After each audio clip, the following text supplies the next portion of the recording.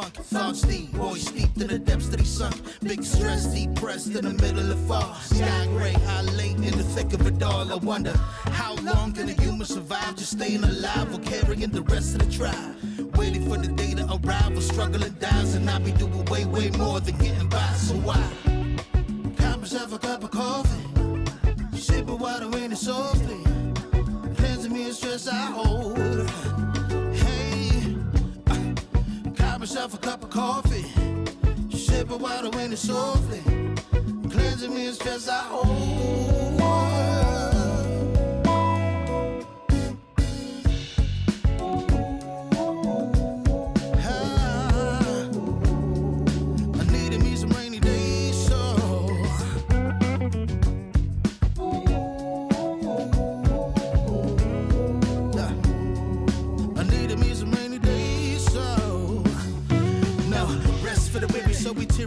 Realize life is so much more than just living a day.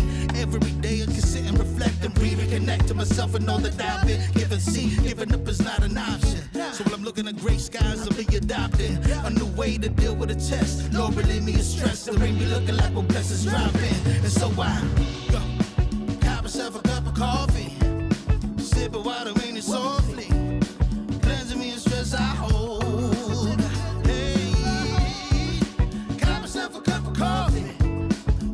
Water in it softly, cleanse me of stress I hold.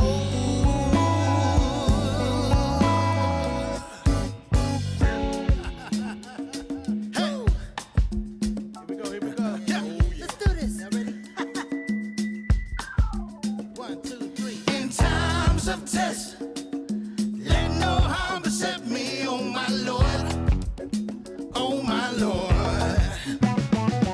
In times of test, let no harm beset me, oh my Lord, oh my Lord.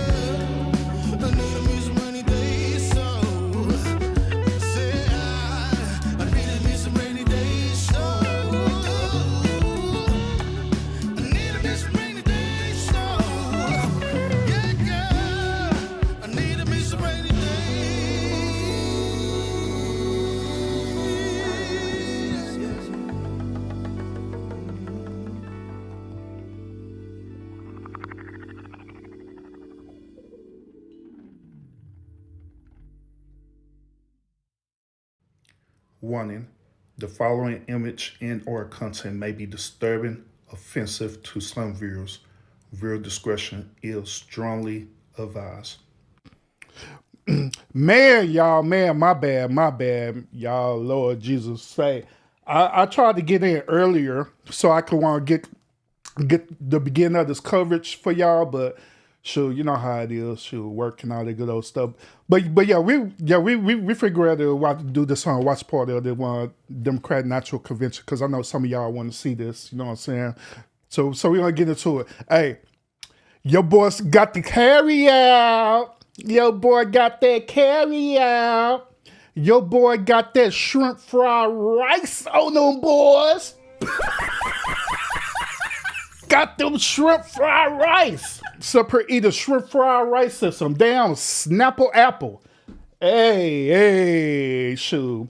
And I'm hungry as hell too. So we're gonna be doing this live reaction of the convention while I'm doing a damn mukbang. we really get it tonight, y'all. We really get it tonight, y'all. Hey, shout out to Nico, who's in the building, Scorpio Mama, Show Enough, everybody else who gonna pull up as well too. Shout out to all y'all for real.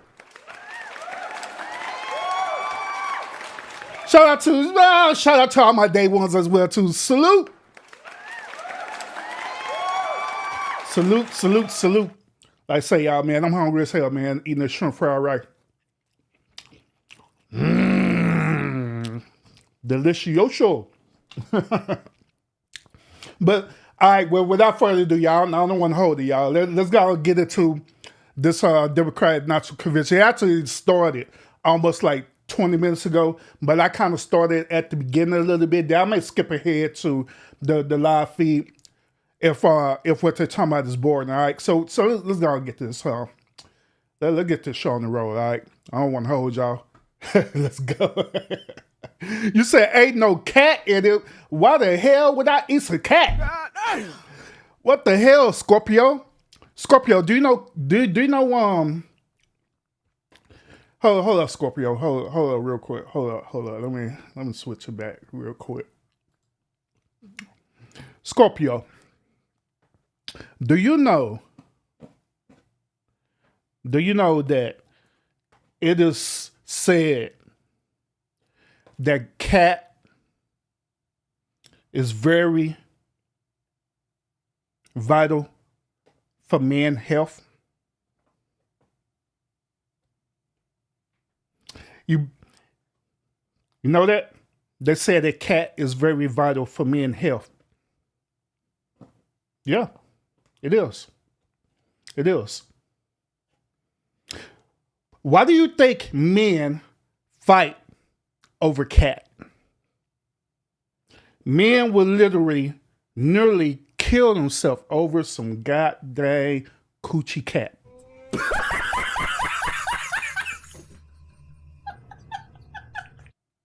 We need that good old cat for reproductive purposes to get our legacy going.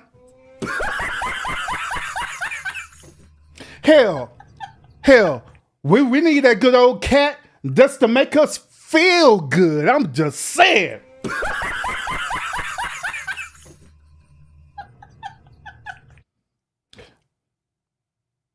I'm glad I'm married so I could get that good old cat at least every other night.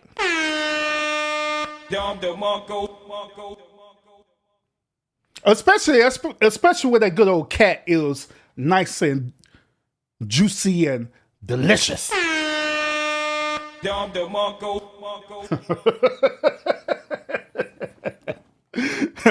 Scorpio, you started it. I'm simply just finishing it. Look at Scorpio. Well, bring your uncle so I can give him some of that cat. Scorpio, Lord Jesus. What?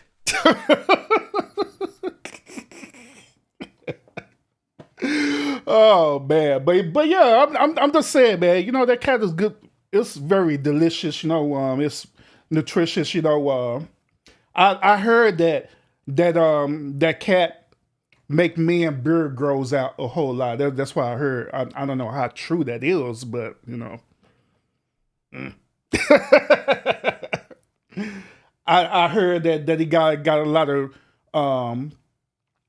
properties that heal as long as that good old cat is kept up and maintained very well.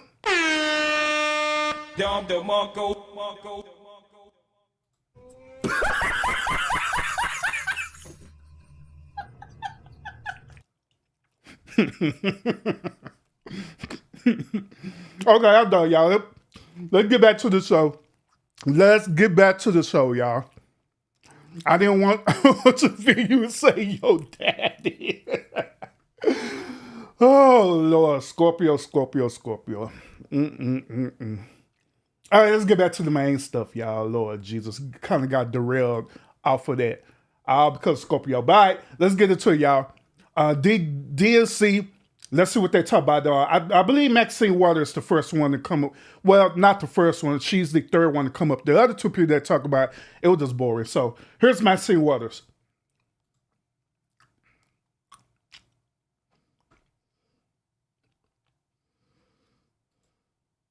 For some strange reason, this not picking up the audio. That's weird.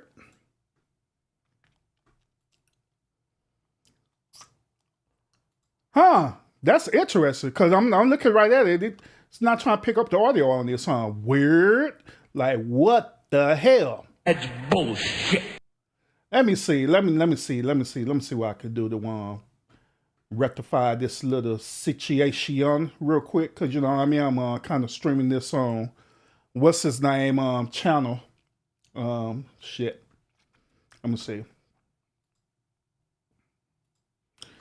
see. Let me bag on out. Bag it on out. Bag it all the way on out.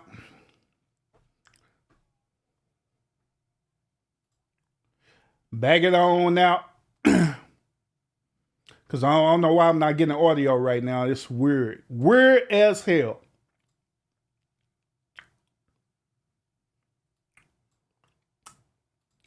Hold up. I think I know what's going on. I know what's going on. My bad, y'all. It's on me. My bad. It's on me, y'all. Hold up. There we go. My bad. It was on me, y'all. Sorry about that. Sorry. That was my fault. Am I still on Roland Marley channel? All right, yeah, I am. Cool. All right, so we're going to bag it on up so y'all can hear Maxine Water, okay? Hear Maxine Water one, do her little spiel, all right? Then after that, we'll kind of go forward, backwards, left, side to side, and we'll just make this little thing work, okay? Go, blah, blah, blah, blah, blah. Damn. It's like this dude that's been coming up all the time. Shit. There she is. All right. So we're going to hear Maxine Water first. Then we'll fast forward and all the good stuff. We don't want to hear you, sister. All right, let's get it. Maxine Waters.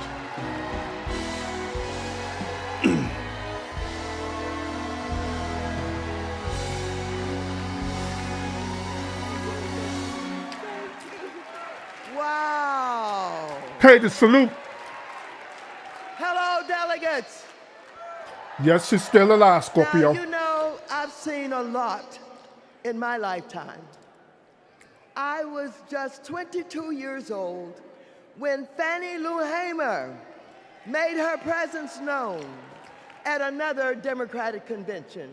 It was in 1964 in Atlantic City, and she arrived with a group of black delegates from Mississippi.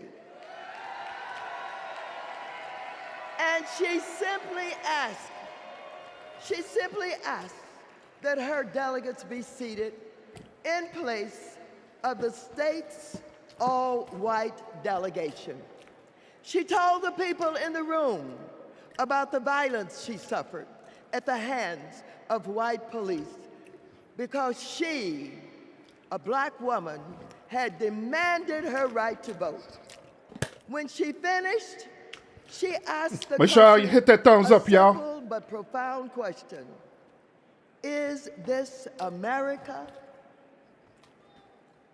She didn't get the outcome she was hoping for in Atlantic City. But you can bet that when the official Mississippi delegation was seated at the convention 4 years later, Fannie Lou Hamer was sitting there with them. Now here we are, 60 years later at another Democratic convention. with Kamala Harris as our party's nominee. Oh, so I know there is no better leader to marshal us into the future.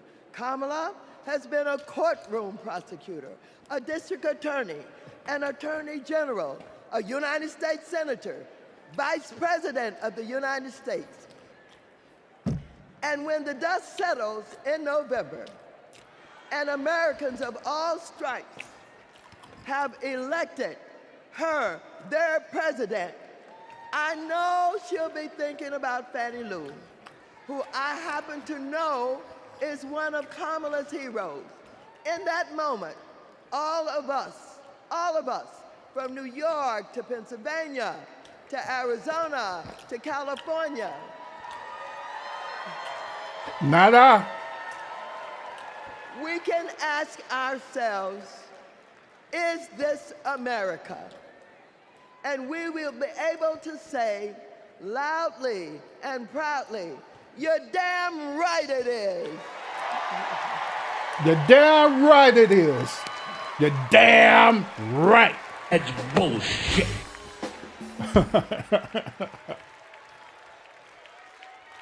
Bye, Maxine.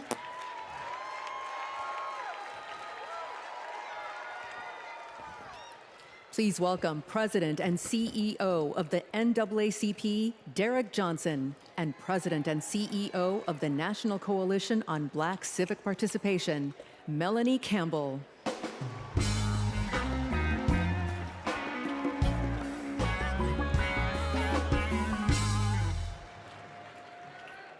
Good evening.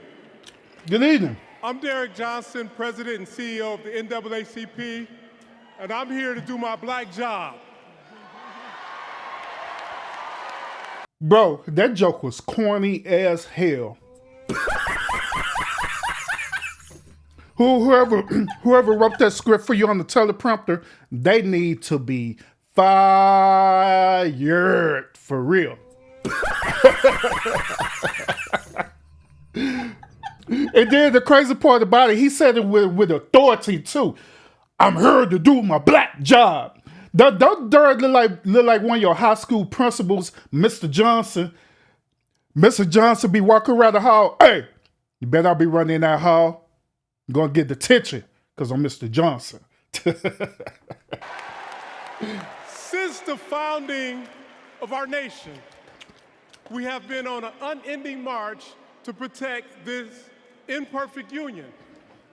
Tonight, we celebrate the power of the collective, of what is possible when we are all in for all people.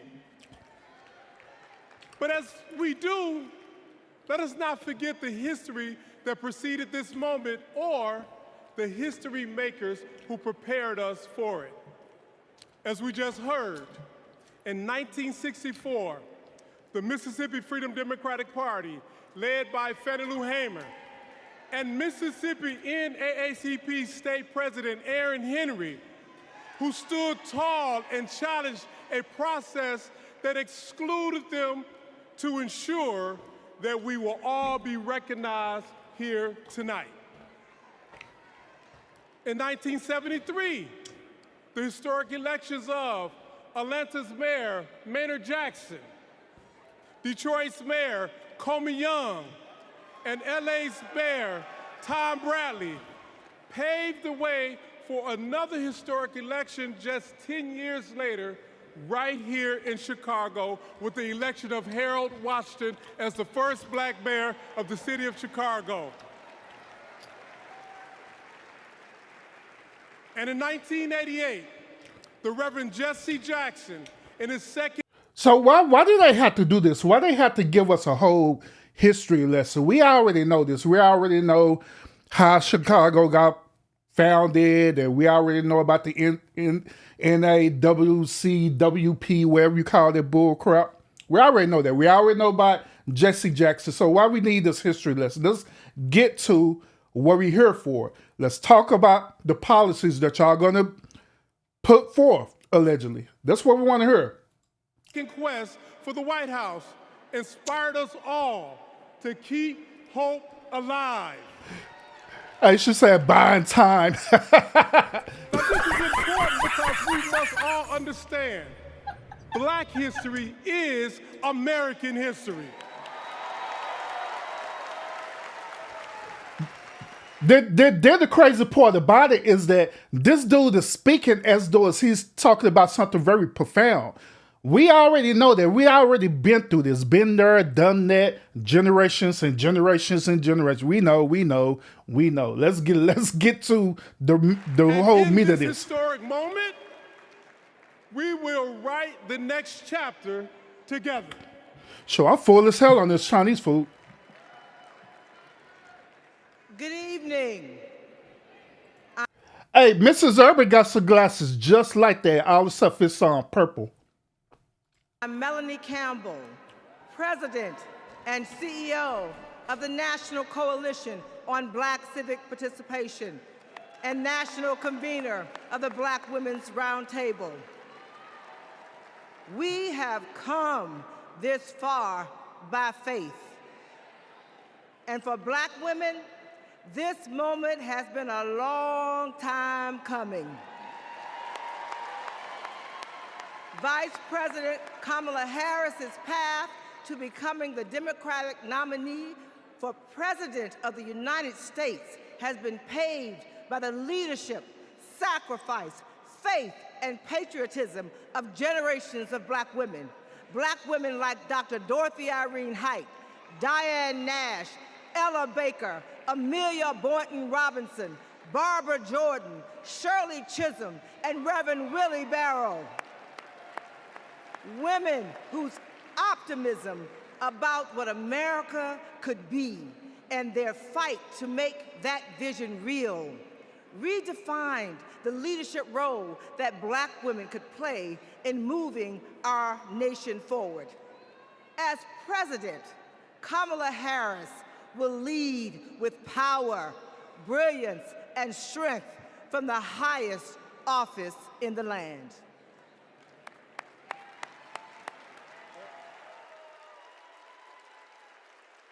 Brothers and sisters, I don't know what this world is coming to. We resist those attacks collectively, and we will stand together.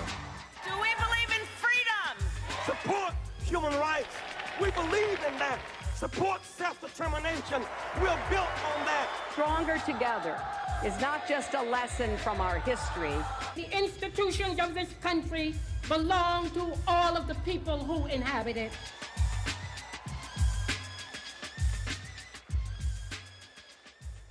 Jesse Jackson took to the stage at the Democratic National Convention in Chicago, knowing the uphill battle he would face in composing the score of a harmonious nation. Reverend Jackson started out very young.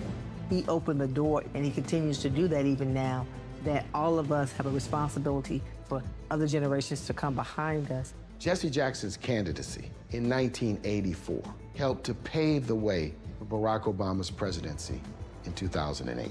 His 1988 candidacy helped to reshape the Democratic National Committee. His candidacy was before its time. Fueled by passion and determination and marching to their own beat, our civil rights leaders laid the groundwork for lasting change, dreaming of a country where equality and justice inspired the next generation. We need the energy of our young people. We need the wisdom of our elders. We all can be proud to say that we are truly. My bad, y'all. I was on the business call. So, yeah, we here for a speak. We are here for it today. One piece of unbroken cloth, the same color, the same texture, the same size. We are here for it. We here for it all. More like a quilt. Many patches, many pieces, many colors, many sizes. Standing on the shoulders of giants, Kamala Harris is the candidate who encompasses the brilliance, determination, So salute everybody who's tuning in. and the action to carry the torch lit by the founders of the movement. There's only one choice to represent our collective voice. What kind of country do we want to live in? Value system of the modern Democratic Party has been shaped by the civil rights movement of the 1960s. There's a direct line Look at Al Sharpton with his old skinny self. God dang. Fannie Lou Hamer asked to be seated in 2024, where a black woman is the Democratic nominee. It's been a long struggle and a long journey, but Fannie's going to be vindicated and Shirley Chisholm's going to be vindicated in the 24 Democratic Convention. I wonder if I could sit in a room with Shirley Chisholm, with Rosa Parks, with Coretta Scott King. What would they say about what's happening today? The civil rights movement has been a key part of organizing the agenda. Somebody look like a bobblehead. Party, but of democracy. This is the hope that runs through Kamala Harris's leadership. One where hope, change, and freedom are the drumline. I heard people were saying this about Kamala. People were saying that Kamala be looking like she's drunk every single day. Every single day. Now that I look at it right, she honestly do like she be like drunk every day, bro. Like she be having mimosas every single moment. On the cool though. Of our democracy. I stand before you today as a candidate for the Democratic nomination for the presidency of the United States of America. I stand before you today to proudly announce I am now officially the Democratic nominee for President of the United States. We must never surrender. America will get better. Keep hope alive. Keep hope alive.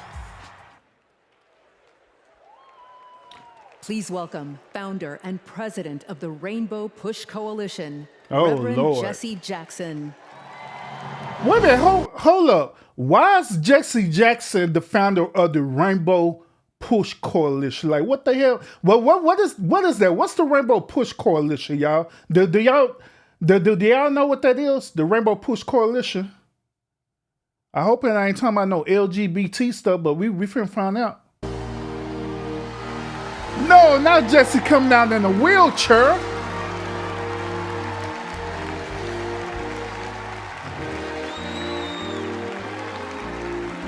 With Al Sharpton.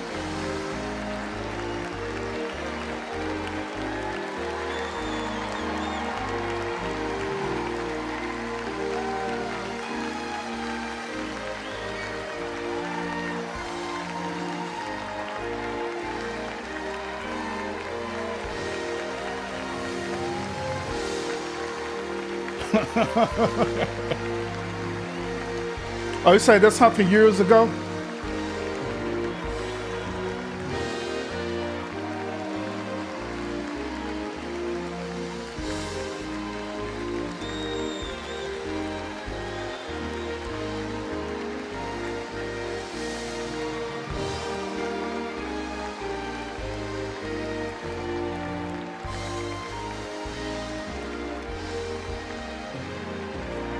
Yeah, I'll look it up, Scorpio, in a few minutes.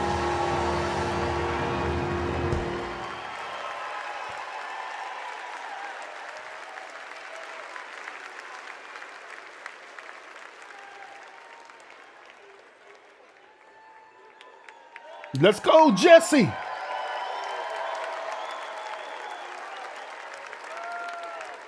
Wait a minute, hold up. Wait a minute, hold up, man. Hold up. Is he leaving? What the hell? Is he leaving? Hold up, man. Hold up. I know he's not leaving. He didn't even say nothing. What the hell? He left the building. What the hell? What?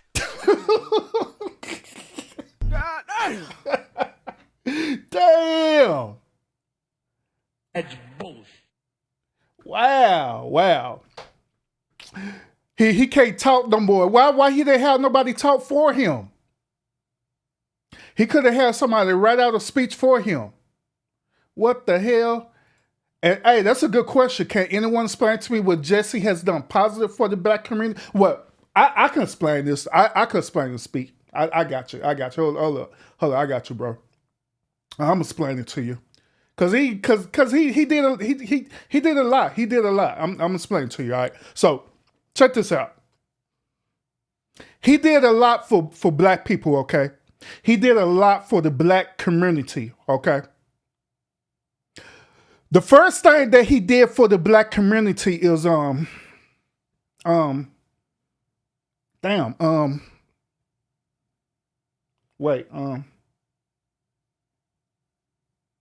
second thing that he did for the black community for sure is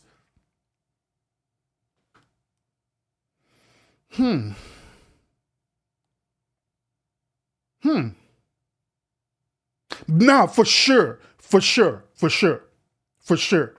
The third thing that he did for the black community is to show up for whatever type of protests happening, right? Black Lives Matters. He showed up for that. He showed up for Black Lives Matters. He showed up for George Floyd. He showed up for all the police brutality stuff as well too. Yeah, that's what he did. He showed up for all the police brutality stuff, right? He showed up for George Floyd. He was there at the funeral. What else he did? He showed up for Black Lives Matter. He showed up for all the protesters and stuff, right? He showed up for that. He showed up at the White House several times, you know what I'm saying? Shaking wherever president off his hand, he showed up for that. He definitely showed up for a lot of press conferences as well too. And that is facts. Yeah. So he did a lot for the black community. A whole lot for the black community. Speak. A whole lot.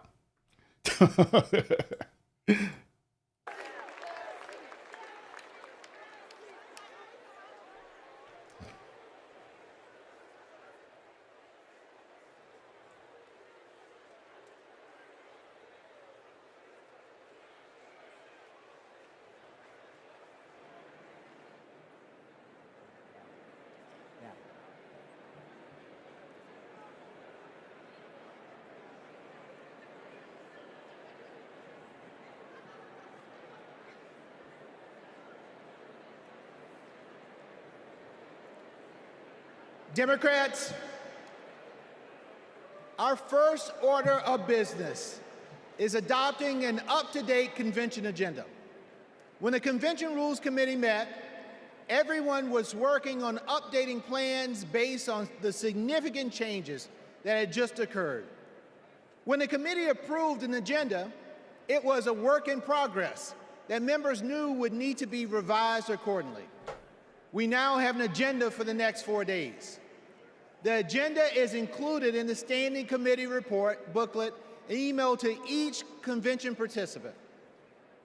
In addition to fantastic speakers and performers, tonight's agenda provides for adopting the up-to-date convention agenda, hearing the Credentials Committee report, hearing the Rules Committee report, and considering a resolution as recommended by the committee, hearing the Platform Committee report, and considering our national platform as recommended by the Platform Committee, and holding a confirmatory and ceremonial vote for our vice presidential nominee. Tuesday includes a ceremonial roll call for the presidential nominee. Wednesday, we'll hear ceremonial nominating speeches for our vice presidential nominee, and Governor Walz will make his acceptance speech. Okay, blah, blah, blah, blah, blah. And on Thursday, my friends, we'll hear a ceremonial nominating speech for our presidential nominee, and Vice President Harris will make her acceptance speech. Blah, blah, blah. So now, delegates, the chair will entertain a motion to approve the up-to-date agenda. Is there a second? No. All in favor of approving the convention agenda, please say aye. All opposed, say nay. The ayes have it. Dang it. They didn't hear it. They didn't hear the buzzer. Are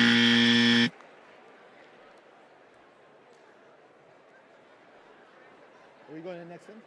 Please welcome Credentials Committee co-chairs, Secretary Marcia Fudge and James Roosevelt Jr. All right, so I'm going to skip ahead through this. Let's get to the good stuff. Probably right here. Let's see what they're talking about. Co-chairs Mayor Mitch Landrieu and Mayor Regina Romero.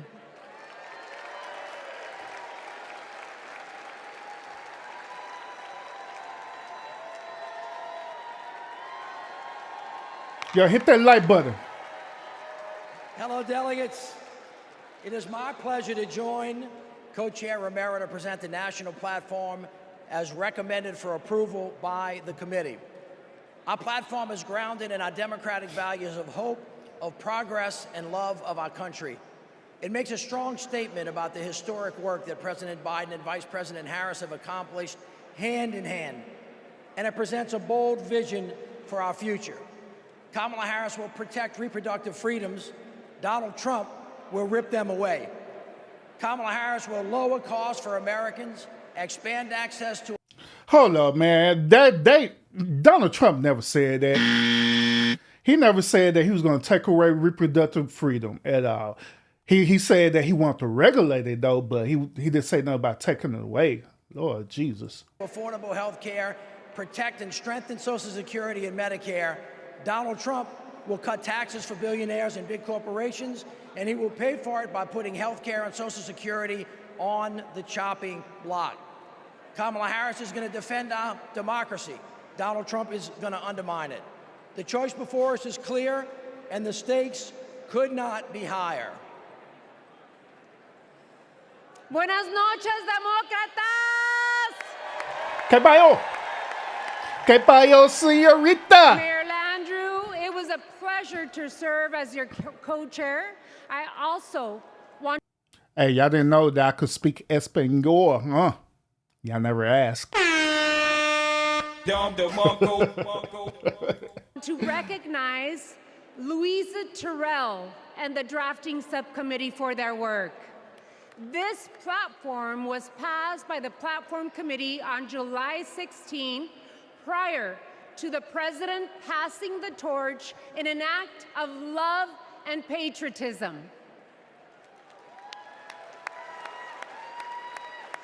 And it's the product of a comprehensive process to engage with leaders from all corners of our winning coalition.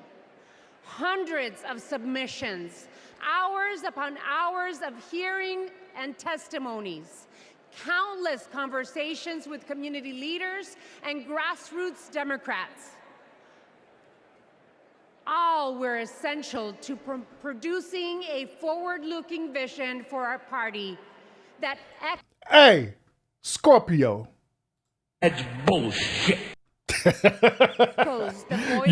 Y'all know y'all love me. Vice President Harris is now carrying the torch. And she and Governor Walz are committed to delivering results for the American people. Then you have Donald Trump. His extreme agenda is working against everyday Americans. He is fighting for big oil, big pharma, big banks. But most of all, my fellow Democrats, he is fighting for himself. This November, we need to keep Democrats in office and elect Kamala Harris and Tim Walz so we can implement an agenda that works for everyone. Look, notice the key word.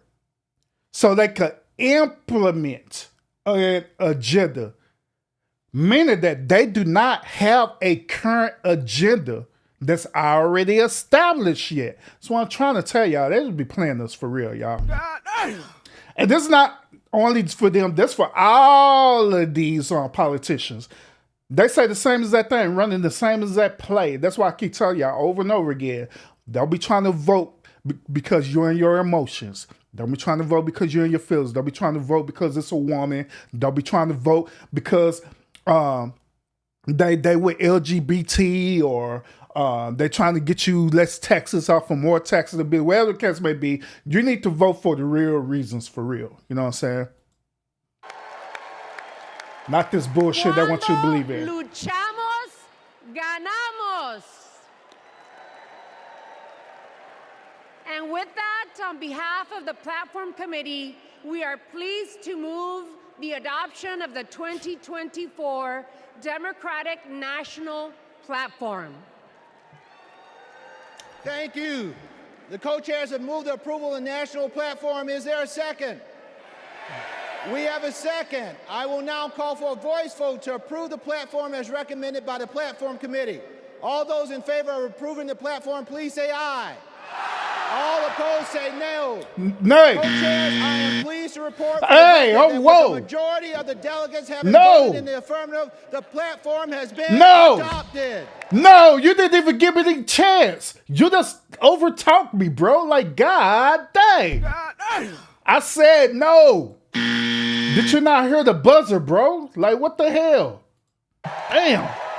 Once again, thank you to our Platform Committee co-chairs and members, as well as the Platform Drafting Committee and its chair, Louisa Terrell. Oh, buy us some ruling?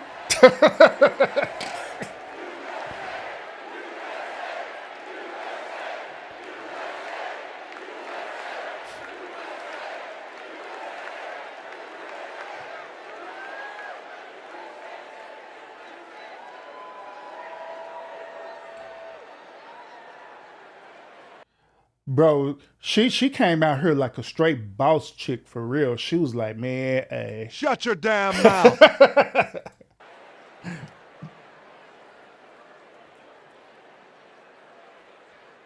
When Kamala Harris set out to find her vice president, just 1 month ago, she was looking for someone who believes in our democracy, who works hard for the American people, and has an endless supply of hope for our future. Hey, I know, right, Bar. He was rude as hell, for real. I'm like, damn, bro. Can I not get a voice of reasoning behind this? You know what I'm saying? Gonna tell me, nah, forget what you saying. We gonna do us. All right, gonna do you. She found that in Vice President Tim Walz. Come on, give it up for Vice, give it up. Why is she not smiling? It looks like she's monotone or like a scripted robot or something. I don't know. On August 6th, the Democratic Party officially nominated Governor Walz as our vice presidential candidate. Hey, happy birthday, George Chick Chat. Happy birthday. Salute. I seen you and cousin Monica out there while chilling in that 120 degrees weather out there in the desert. I seen y'all post up. That's what's up. While Governor Walz's nomination has already been certified, we couldn't miss the opportunity to celebrate this future vice president's integrity, commitment, decency, and service to our nation. The chair will entertain a motion to ceremonially confirm Governor Walz's selection as the Democratic Party's vice presidential nominee. Why is she not smiling, though? We have a motion. Is there a second? No. We have a second. We will now have a voice vote on the motion to ceremonially confirm our vice presidential nominee. All in favor of the motion, please proudly say aye. All opposed? No. The ayes have it. God dang it. Dang, we done lost again. God dang, man. They not listening. Reaffirm Tim Walz as our Democratic nominee for vice president.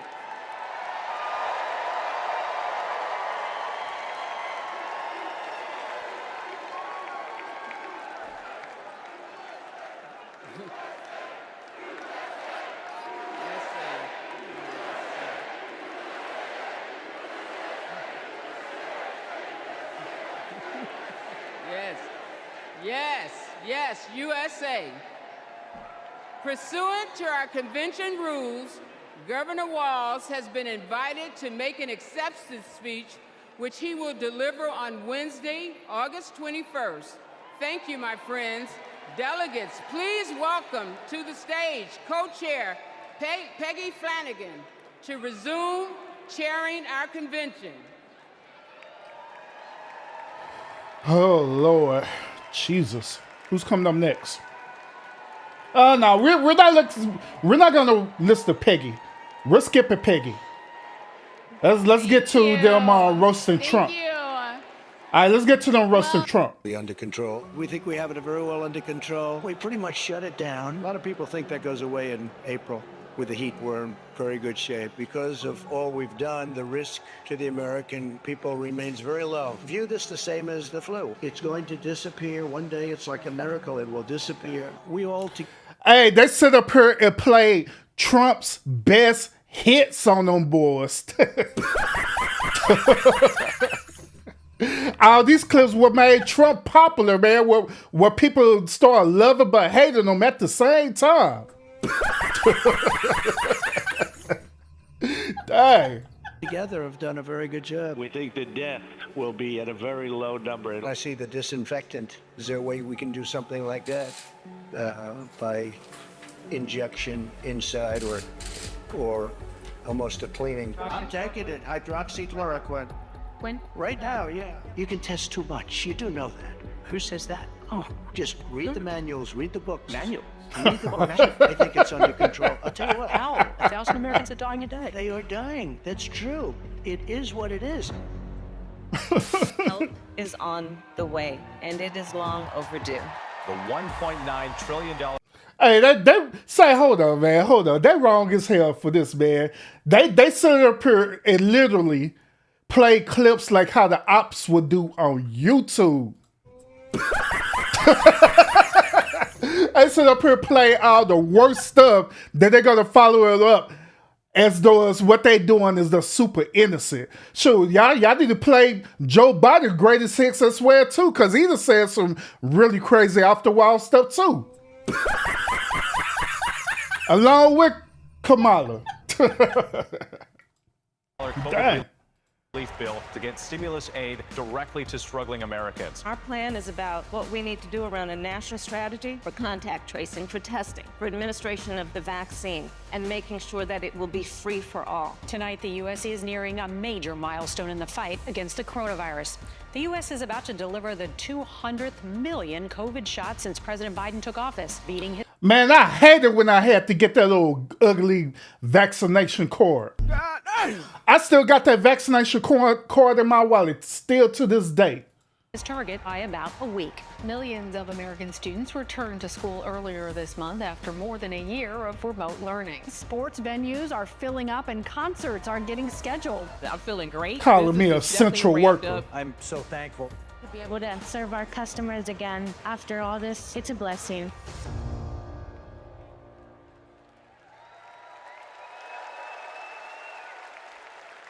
Please welcome Illinois Representative Lauren Underwood. Who? Hey, Lauren.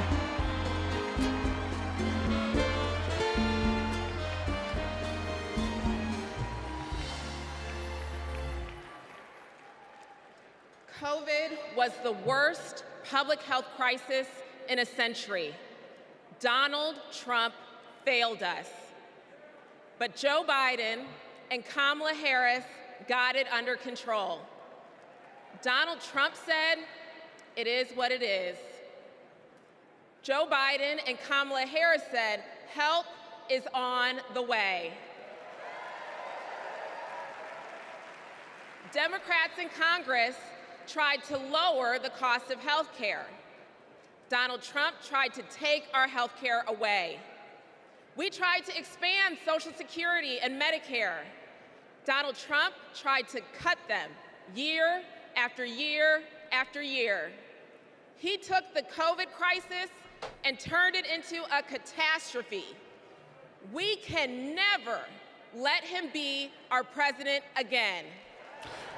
Hold on, wait a minute. Hold on, man. Hold on. I know that they not sitting up here blaming that whole COVID crisis on Trump. Trump really didn't have nothing to do with that, all right? That was a global event. So y'all can't sit up here just blaming on Trump. Y'all can't do that. Nah, don't do that. I'm kind of curious though. Let's say that Trump wasn't the president at that time. Let's say that one of the Democrats was president, like Biden was president during that time. I wonder how would they have handled that situation versus how Trump would have handled that situation. I think the fools probably would have had the whole country shut down for about 5 or 6 years. They'll be doing some crazy stuff for real. They'll be so pretty talking about that it was a zombie player knowing they crazy self. I'm just saying.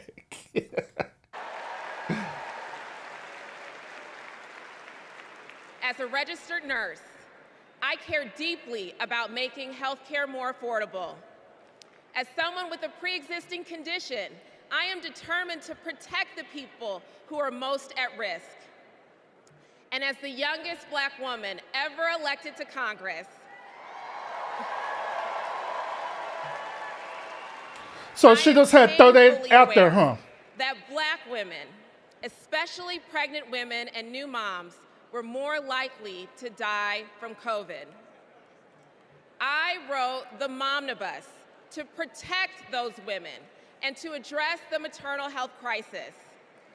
And that bill was introduced and championed by Senator Kamala Harris.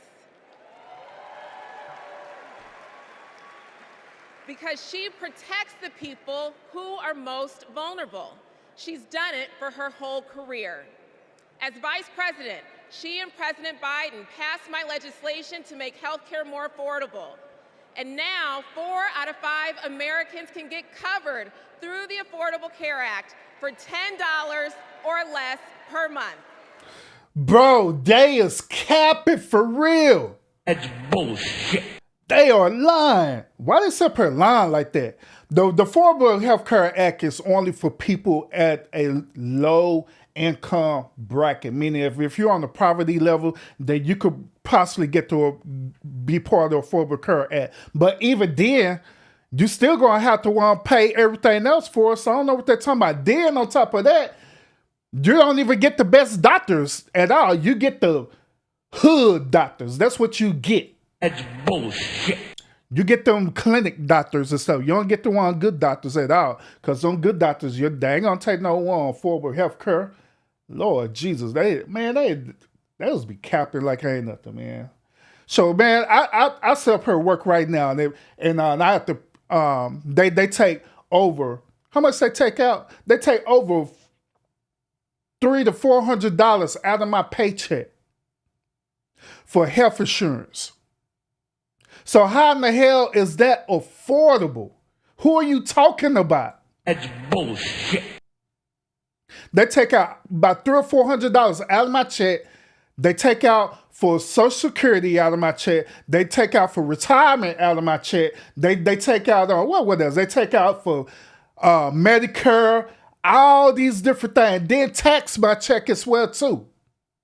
So who is it really helping? We still struggling. And under the Biden-Harris administration, the number of uninsured Americans hit an all-time low. 4 years ago, it was not safe to hold a convention like this. But tonight, thousands have gathered in this arena in my home state of Illinois to make sure Kamala Harris is the next president of the United States.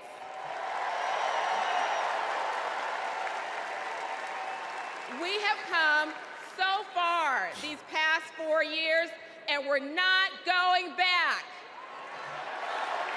Thank you. Bye.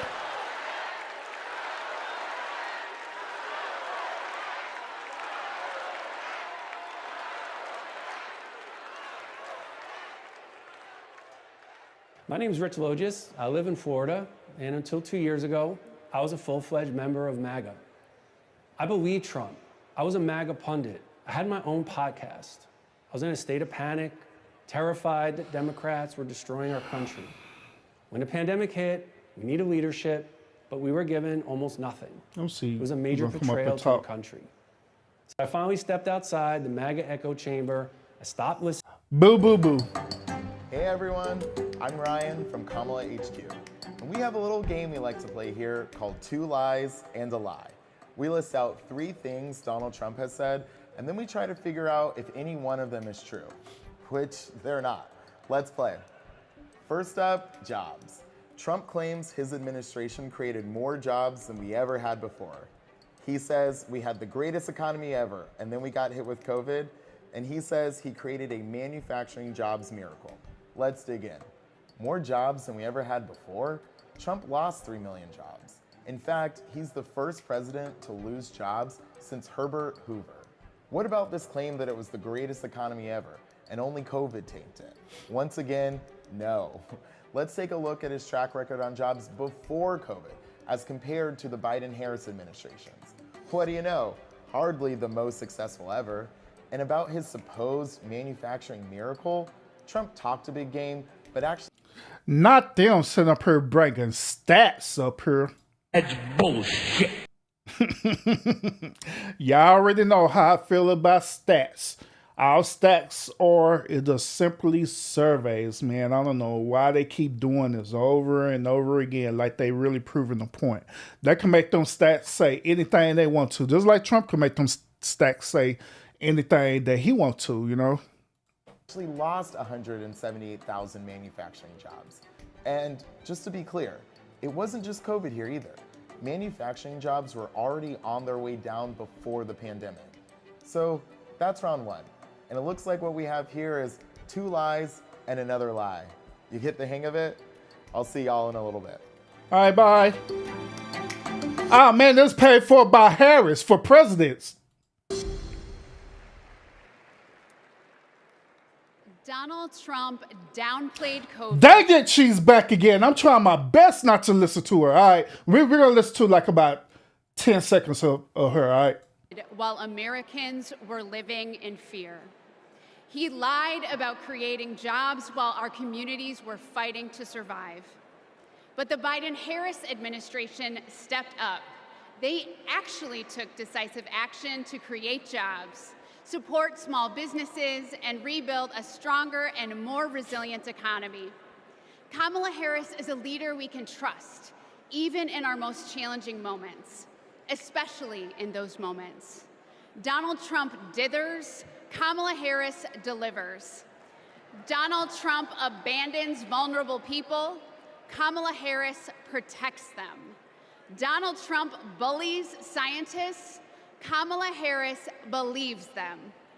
Our next 2 speakers will tell us why that's so important. Please welcome Brian Wallach and Sandra Abravaya. Oh, Lord.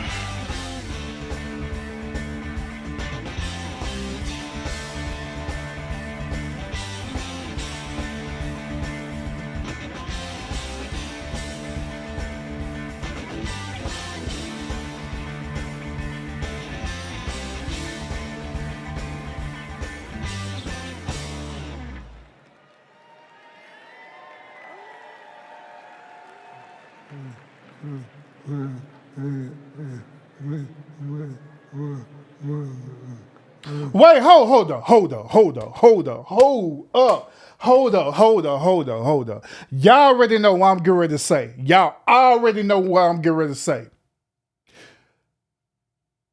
How is it that this gentleman right here, who could barely talk, have a way more courage to attempt to talk, but Jesse Jackson couldn't at all? That's bullshit. They could have put the mic up to Reverend Jesse Jackson and make him make some type of noise. Man. That's bullshit. But this dude come up here and make some noise and stuff, right? Boy, I tell you, y'all are wildin'. Y'all are wildin'.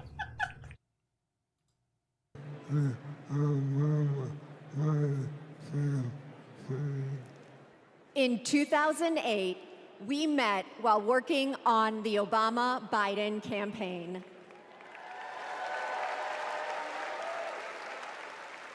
We found our way there because we believe in the power of organizing.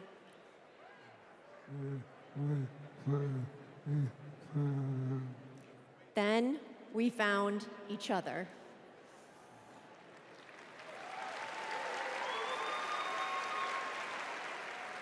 The day we brought our second daughter home from the hospital, Brian was diagnosed with ALS.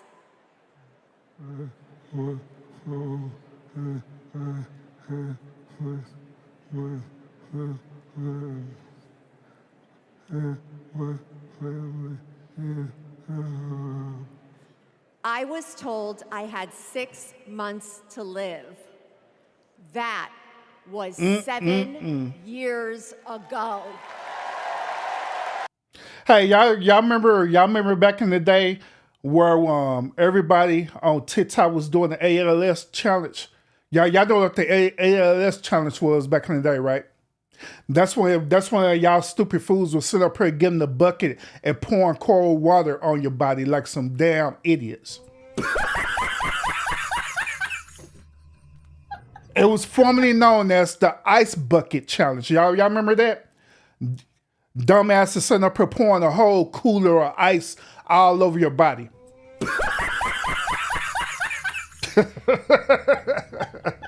I'm doing the Ice Bucket Challenge. Wow, boy, I tell you, man.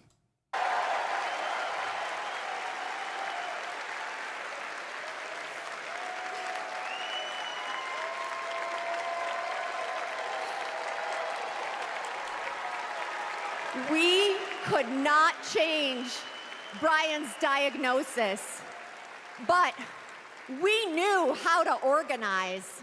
So we co-founded a nonprofit called I Am ALS, and thousands of terminally ill patients fought for new therapies, $1 billion to fund ALS research. And Hold on. Okay, check this out. Now, that came up there earlier with up here capping about the affordable health care, right? So why didn't the affordable health care help him and others who was dealing with this terminal illness? Why did they have to raise money through their nonprofit just for them to fund the research for this? I call bullshit. That's bullshit. Ain't that what the affordable health care is supposed to be about? At least part of it? These dudes here, man. Earlier access to treatments, all of which President Biden signed into law.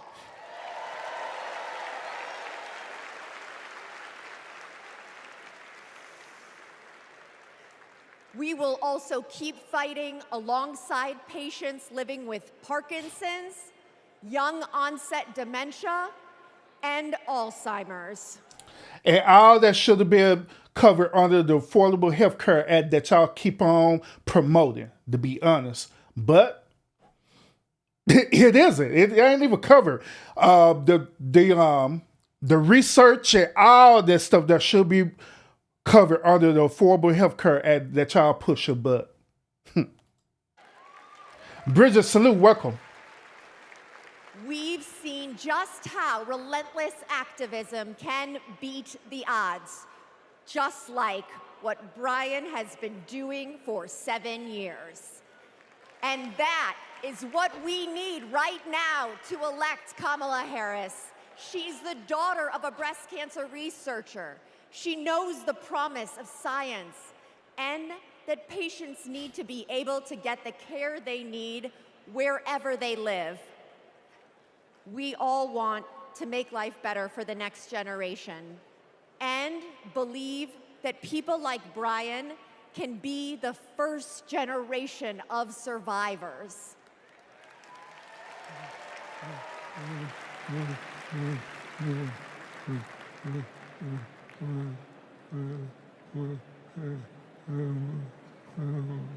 And we can make life better for our caregivers, too. Man, I ain't gonna lie, man. I ain't gonna lie. This part right here is like cringing as hell, man. Man. This part here is just so disrespectful in so many ways, bro. This is just, man. Oh my God, bro. Oh, hell no, man. This part, wow. Brian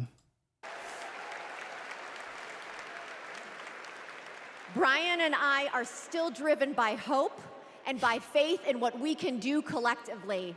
And that includes the power of our vote. This November, we are voting for our future.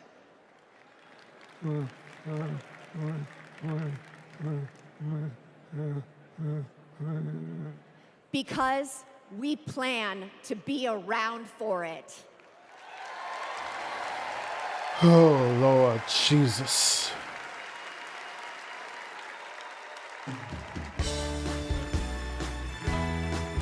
Wait a minute. Hold up, bro. Hold up, man. Hold on. You mean to tell me that after all that, she couldn't at least push the button and wheel this dude off the stage, man? What the hell? Hold up, man. Hold up. We are voting for our... Look, the button is right there, man. She could have pushed the button and wheeled this dude off the stage without the caregiver coming out there and doing it. Lord. That's bullshit. Our future.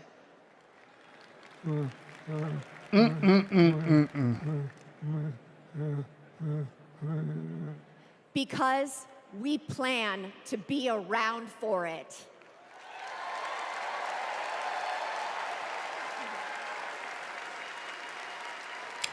Wow. That's bullshit.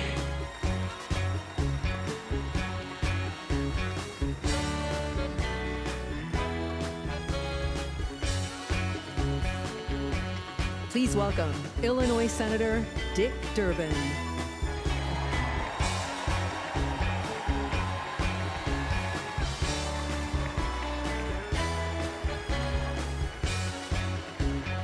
I'm skipping his speech. Businesses are growing. Sometimes we have so many projects that we send fabrication out to other states.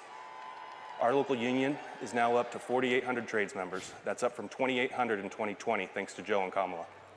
And it's an exciting time for us in the next generation. Our apprenticeship program now trains over 1,100 people a year. Boo! Hey, Granny. What's up? Good evening. I'm Joyce Beatty, and I'm proud to represent Ohio in Congress. I was born Shout out to in Ohio. the Buckeye State, and I've never left. Now, J.D. Vance likes to talk about how he's from Ohio, but as soon as he could, he ran away to Yale and Silicon Valley, cozying up with billionaires while trashing our communities. J.D. has been our senator for 18 months. And what has he done for hardworking Americans? Nothing. He's been busy writing the foreword to the book from the Project 2025 guy. While Here they go. J.D. and Donald Trump have been sharing conspiracy theories from the darkest corners of our internet. Kamala Harris and Joe Biden have been busy expanding access to the internet, while the other guys have been criticizing women without children. Joe and Kamala have been expanding the child tax credit. And let me just tell you, cutting the poverty rate for our children. Kamala and Joe Biden have been also at the same time reducing the price of health care for our seniors. And yes, securing a cap of $35 on insulin. And as JD and Trump, they want to take us back to the past. Kamala and Joe have been bringing the jobs of the future to America today. With the CHIPS Act, a $280 billion investment. And that's not just a big number. It means new semiconductor plants and thousands of good-paying jobs. You see, I worked with Kamala to pass it. And I saw her leadership style up close, a rare combination of brilliance, legal expertise, and patience. You see, it's simple. JD and Trump like to talk about states like Ohio, but Kamala and Joe actually get stuff done for us. And so does our next vice president and my good friend, Governor Tim Walz. All right. Is he come up on stage? America, are you ready to build on our progress? No. Are you ready to turn out for leaders who know that action speaks louder than words? No. Are you ready to vote for Kamala Harris? Hell no. Are you ready to put people over politics once and for all? No. Well, the era of joy and freedom is up on us. And now it is on us to go seize it. Thank you. God bless you. Thank you, Granny. Appreciate you.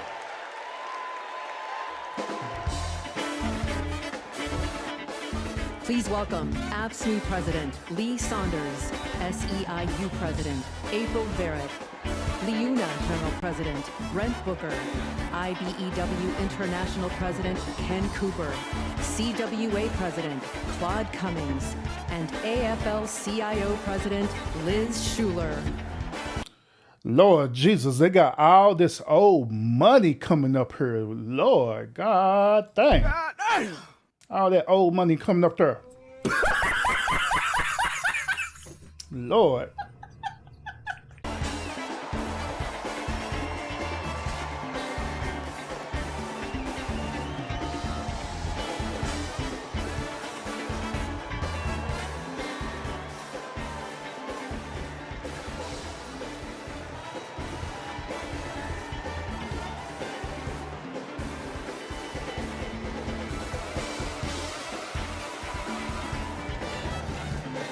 Well, wait a minute, hold up. So they just had them come up there and wave and leave? Like, God damn, what the hell is this? That's bullshit.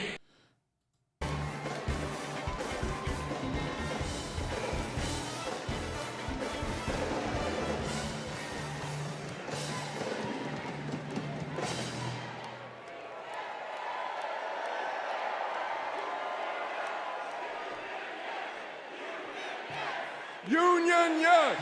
Union, yes. Union, yes. Union, yes.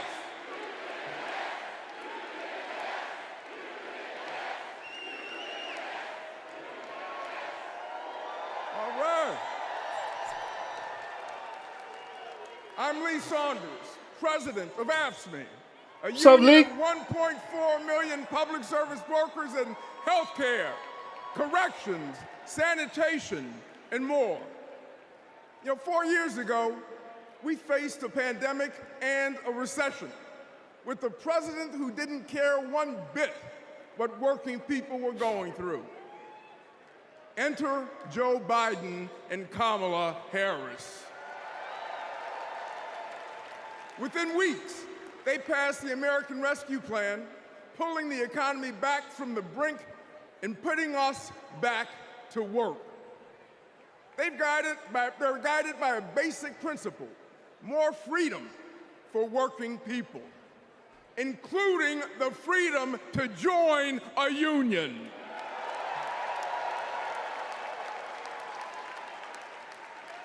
So this November, we're moving forward with Kamala Harris as our president. Oh, okay. That's what's up.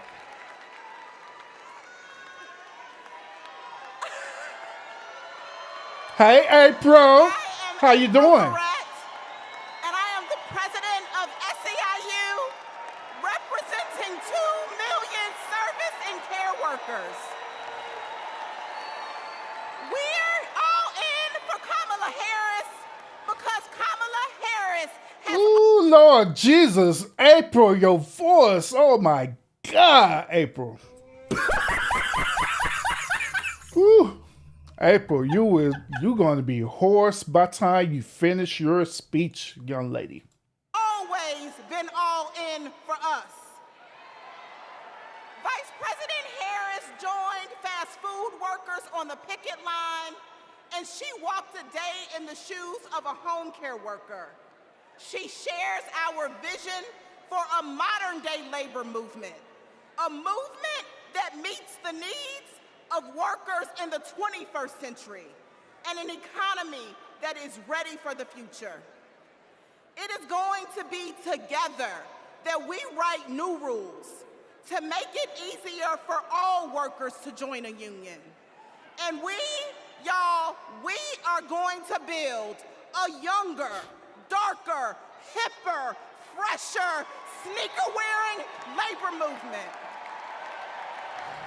Wait a minute, a darker, younger, hipper sneaker movement? What the hell? April, what are you talking about? Oh, Lord Jesus, man. Say, whew, Lord, if you trying to get that established there, this is going to be game over for all of us. Oh, man. A movement that is going to be more inclusive and built for the middle class. And we are going to end poverty wage work for once and for all. So let's do the work. Let's elect Kamala Harris so that together we will usher in a new era of worker power. And together, we will win the future. Let's go get it. Let's go get it. Thank you, April.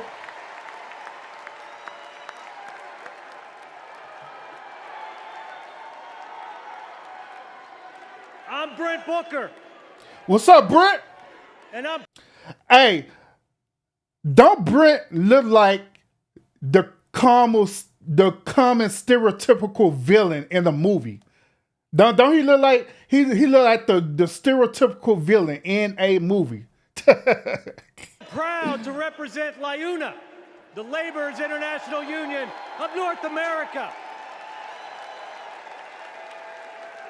We're construction workers, public employees, and postal mail handlers. For decades, we've fought for more investment in our infrastructure. While Trump made empty promises, the Biden-Harris administration delivered. Now we're rebuilding highways, bridges, and tunnels, and powering a clean energy and manufacturing boom. Thanks to them, our members can buy a home, put their kids through school, retire with dignity.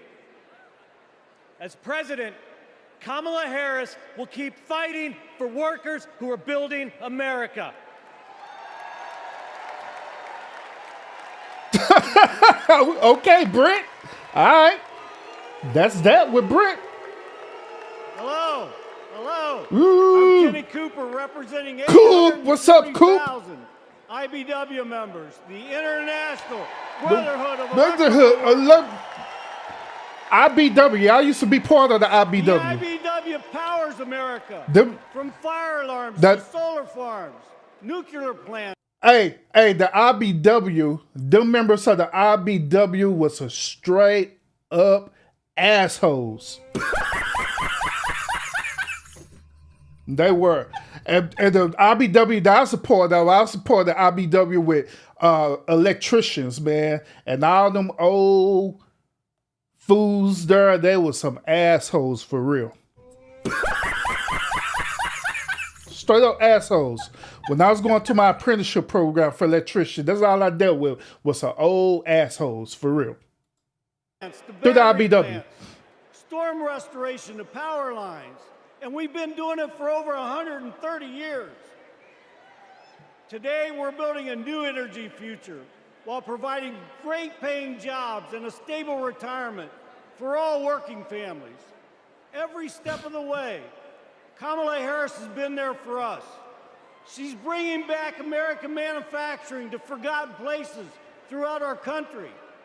She cast the deciding vote to save our pension plan.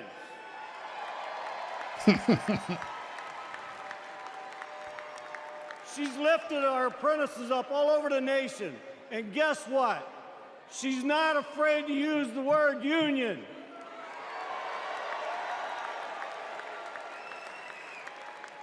She has came through for all of us, and it's our turn to come through for her. Thank you. You're welcome. Who's next?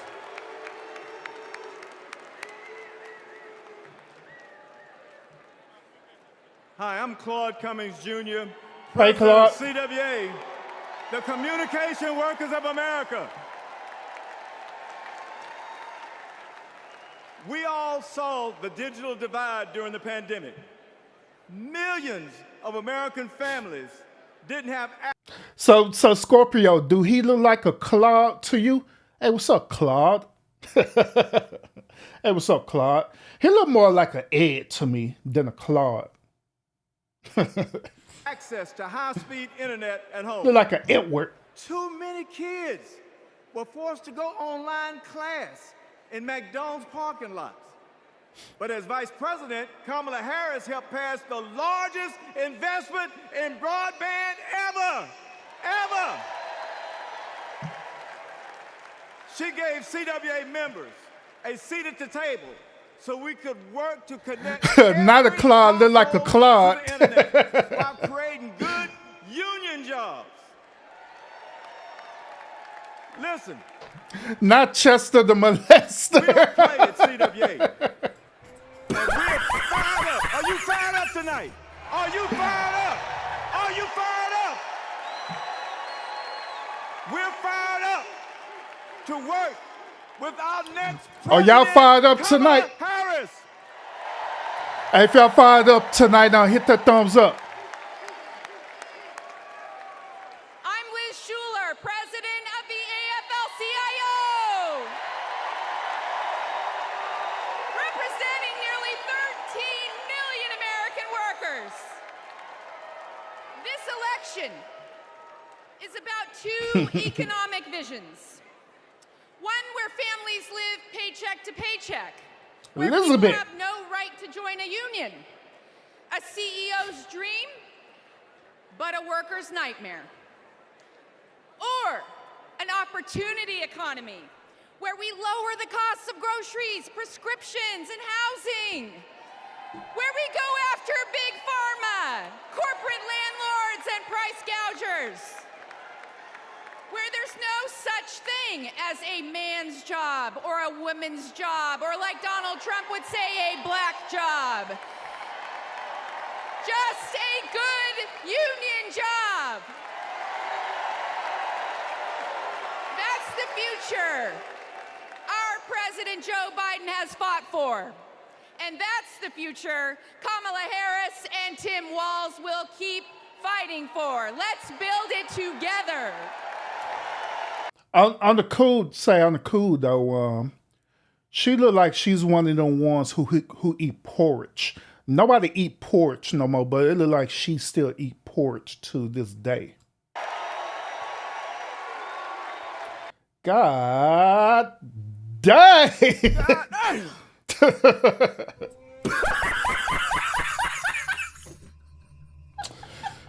All right, we're not gonna say that. Let's keep it moving.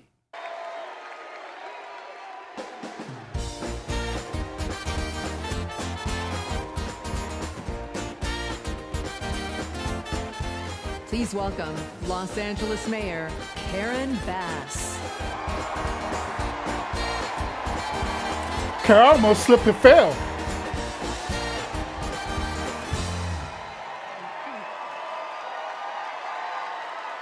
Hey, Scorpio, that's why I said we just going to keep it moving because I don't feel like figuring out what type of pronoun we're dealing with right now, all right?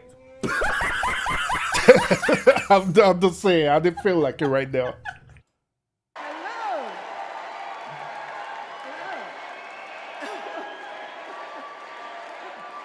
Hello, Democrats! Hello, Democrats! Are you as excited as I am? I've known Kamala Harris for almost 20 years. Our bond was forged years ago by a shared commitment to children, a belief that it is everyone's responsibility to care for every child, no matter where they come from and no matter who their parents are. Kamala knows that each generation has an obligation to the next. That's why when I was Speaker of the State Assembly and she was a prosecutor, we fought to address youth homelessness and reform the child welfare system. We wanted to make sure that California's foster youth aren't cut off and left on their own the day they turn 18. As Attorney General, Kamala created our state's Bureau of Children's Justice and worked to give children in the juvenile justice system the support they needed. And when I asked her to swear me in, the first woman vice president, swearing in the first woman mayor of Los Angeles. So, we knew we were sending a message to young girls everywhere that they too can lead. Now, I know Kamala, and she feels the importance of this work in her bones. When Kamala meets a young person, you can feel her passion. You can feel her heart, and you can feel her fearlessness. That is what defines a commitment to children, being willing to fight fiercely for every child. And trust me, Kamala has done that her entire life. So this November, we're gonna fight to elect Kamala Harris as the next president of these United States.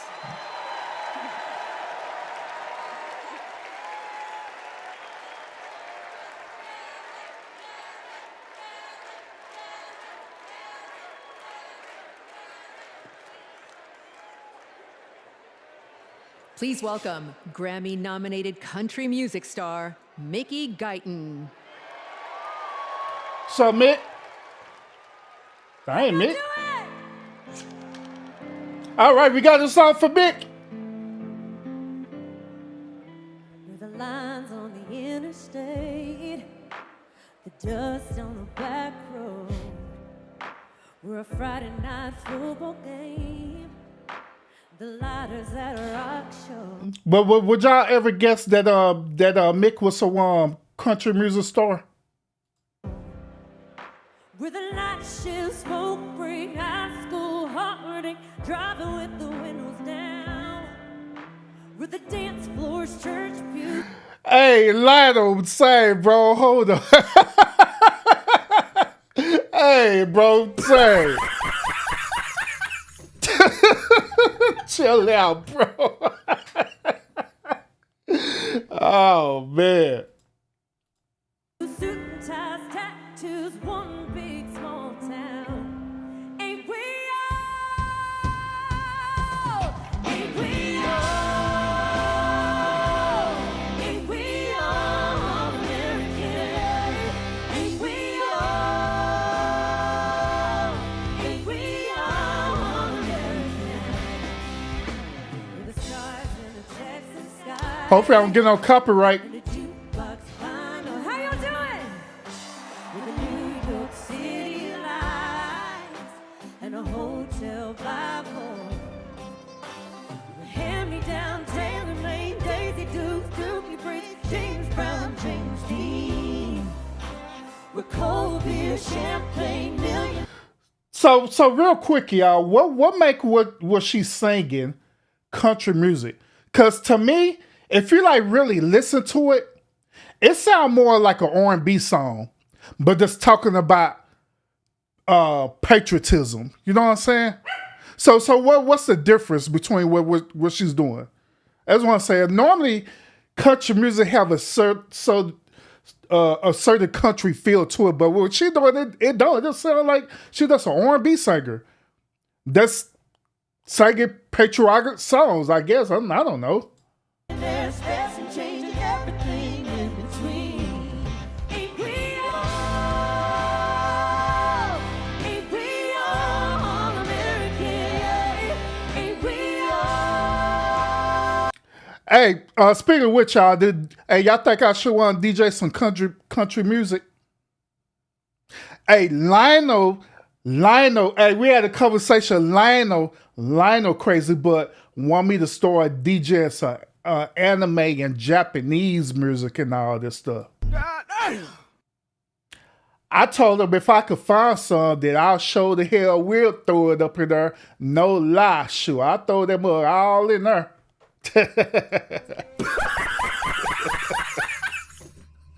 Hey, Scorpion, what you talking about? Hell no, shoot.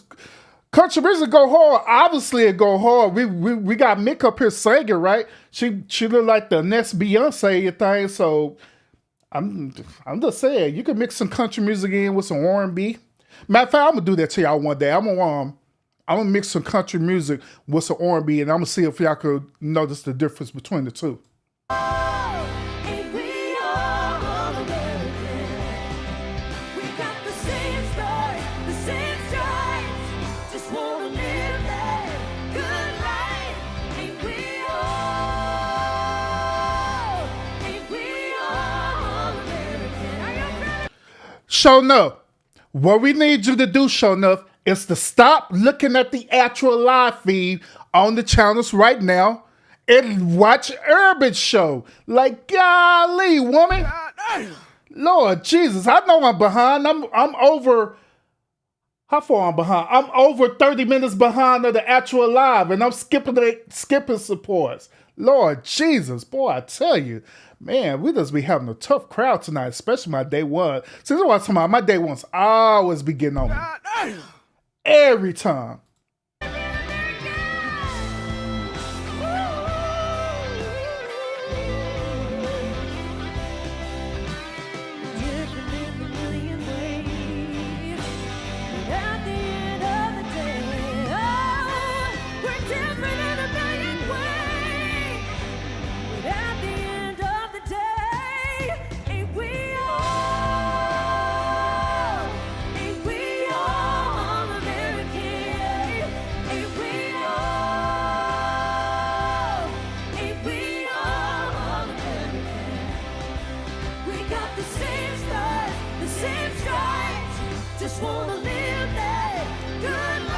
Yeah, facts, boy. I agree.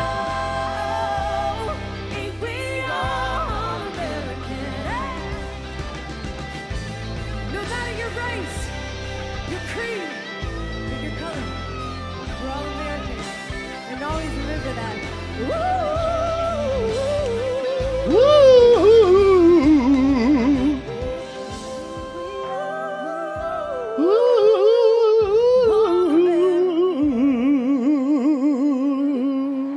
Thank you, y'all.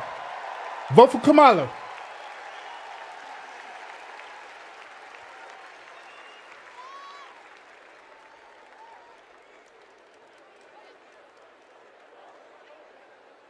Long as it ain't Meg Thee Stallion again, except for coming up there talking about body yada yada yada yada yada. Long as I ain't Meg Thee Stallion again, shoot, Lord Jesus. Hell, I wouldn't be a big surprise if on night 2 they'll have Sexy Red coming up there. They'll have who else? They'll have Glow Riddle coming up there and stuff, man. I wouldn't be a bit surprised at all, man.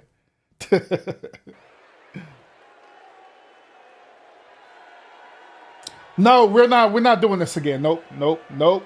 Next. And Vice President Harris is looking forward. She's committed to keeping our infrastructure safe and modern. When I think about the future, I think about my daughter Harper. And Hey, you better not be muting me, show enough. investing in them means investing in our infrastructure. It means replacing millions of lead pipes.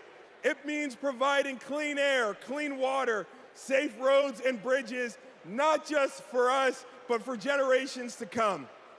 That's the legacy that President Biden is leaving our children. Let's keep building bridges to the future with Kamala Harris and Tim Walz. Let's work.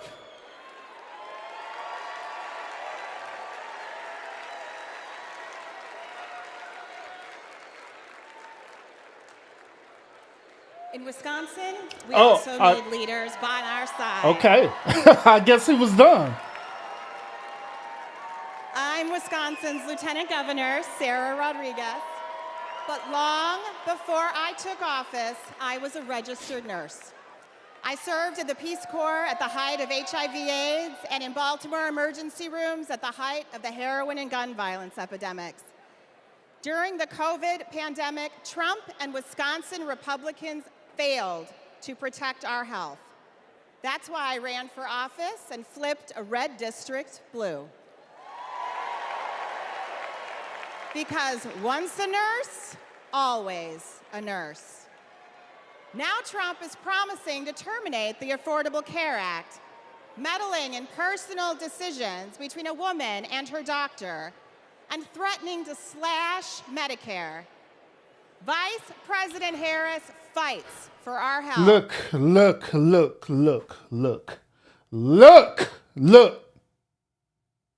I don't mean to sound insensitive about this. Damn, I'm about to get ready to lose some subscribers. I know I'm finna lose some subscribers. What I'm about to get ready to say, but fuck it. Women reproductive health is on the bottom of the total pole list, okay? So stop constantly saying it like it's just up there when it's not. It's down here.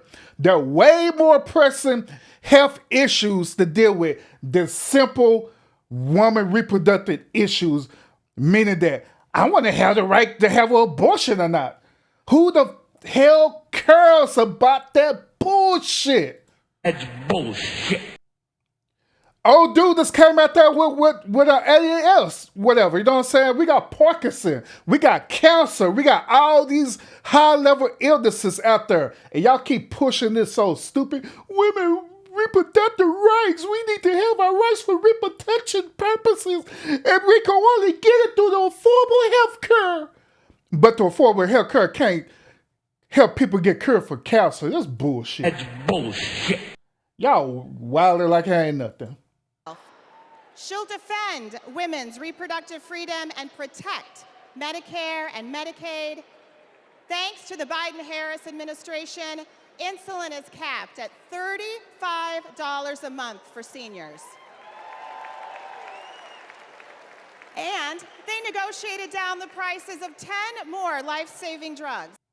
And that's another thing that I'll be calling bullshit on too. That's bullshit. Now, once again, I don't want to sound insensitive about this, but I'm going to be real about it. Diabetes is another one of them things that is on the lower total pole of illnesses that you deal with, because diabetes is, in fact, can be curable. It can be curable through a simple diet, or if you need to be on insulin, by all means, you could be on insulin. You know what I'm saying? It is what it is, but it is not high up there versus all these known illnesses. You know what I'm saying? I'm just saying, like, damn. It's like Eliquis and Jardiance for Americans on Medicare. Kamala will continue to take on Big Pharma. Hey, King, and salute, lower welcome. The cost of prescriptions for everyone. Of course, healthcare isn't just about drugs and treatment. It's about freedom. The freedom to make your own choices. And the freedom to get the care you need without worrying about the cost. Kamala Harris is fighting for that healthy future. Who we got next? Let me tell y'all about Texas leadership. Oh, Lord, not Texas. I'm County Executive Lena Hidalgo, and I serve the 5 million residents of Harris County. Oh, Lord. Yeah. Harris County is pretty much Houston. It's pretty much Katy, Texas, and all them stuff. Harris County includes... Hey, hold on. Lionel, don't say it, bro. Chill, bro. Chill out on Texas now. Chill out on Texas, bro. I mean, you know, this boy got me going on full screen. Look, Lionel, look. Okay, look. I get it that Americans team, the Dallas Cowboys, failed all of us. They failed us all. They failed the whole entire nation time and time again. I get that. I get that Jerry Jones have not learned his lesson yet with dealing with the American team. I get it. I get it. It is understandable. It's understandable. I can get why you and many people will have a certain disdain for Texas because of the Cowboys. And trust me, I get it. The Dallas Cowboys, American team, is pretty much like a toxic, narcissistic relationship. They build us up to only tear us down. They build us up to only gaslight us and tear us down every single time. So I get it. I understand that. Lionel, everybody else, I understand that. I understand that. But that is not all of Texas. You want to know the reason why? You want to know the reason why? Because your boy is in Texas and I'm a stand-up dude.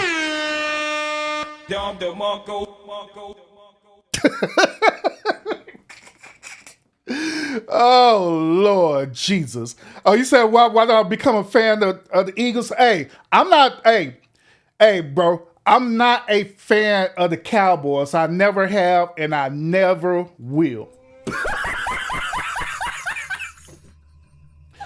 If I had a choice to choose between the Cowboys and the Eagles, guess who I choose? I choose the Eagles, straight up.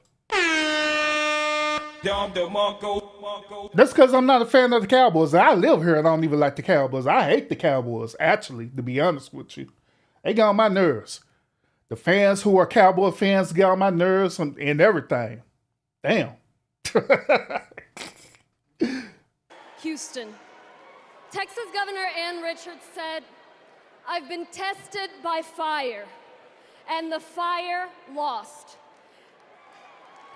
It's okay, Scorpio. We're still cool. I've been in office, we've dealt with chemical fires. We've dealt with 10 floods, 7 hurricanes, a deadly winter freeze, and of course the pandemic. Sure, that sounds like a normal day in the state of Texas, if you ask me. Shoot.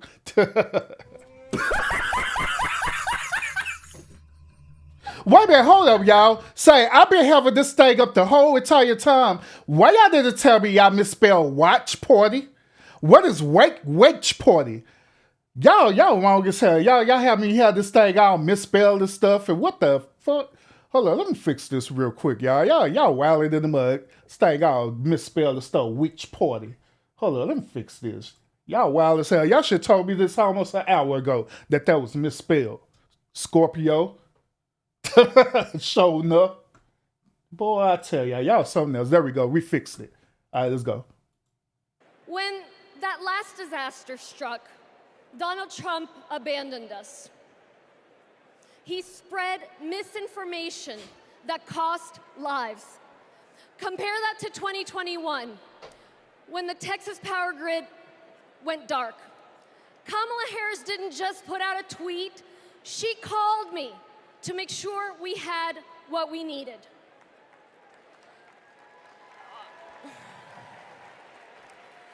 Over the years, I've learned that Kamala Harris always calls. And not only does she call, she delivers. The very week she launched her campaign, she was down in Texas with vital FEMA assistance right after Hurricane Beryl. Kamala Harris cares. She will never risk lives for the sake of politics. And she's leading the charge to protect our communities from extreme weather. The Biden-Harris administration have announced at least $1 billion to help us with just that, and Houston is thriving. We deserve leaders who acknowledge the threats, heck, the existence of climate change. We deserve tough leaders who have our backs. We deserve compassionate leaders ready to help. So why is climate change a big issue, especially with Texas? Now, I understand that Texas have very bipolar weather. I guess that's what she's talking about. I don't know. But if that deals with climate change, then like I stated, everything that she mentioned that happened in Houston, that is a normal day. That is just a normal day. We get rain, we get sleet, we get snow, then it be hot as hell all within 3 hours. And that is facts in Texas. I'm telling you. That's a normal day in Texas. I'm just saying. Kamala Harris and Tim Walz. I can personally attest that Kamala is a leader who has our back. I'm California's Lieutenant Governor, Eleni Kounalakis, but I hold another title I'm not gonna say nothing. just as dear to me, Kamala Harris's friend. I met her when we were both young women trying to navigate the halls of power. I worked in housing. She had just been elected. Oh, my bad. I had looked right over King coming, man. I'm sorry, it is. King, he said, keep this between you and me. The only reason I voted for Kamala is because she's built right and she's pretty. Hey, bro, you do know that she's married, right? Come on now, bro. Come on. You know she's married, bro. That dude said she's voted for Kamala because she's fit, friendly, and submissive on them boys.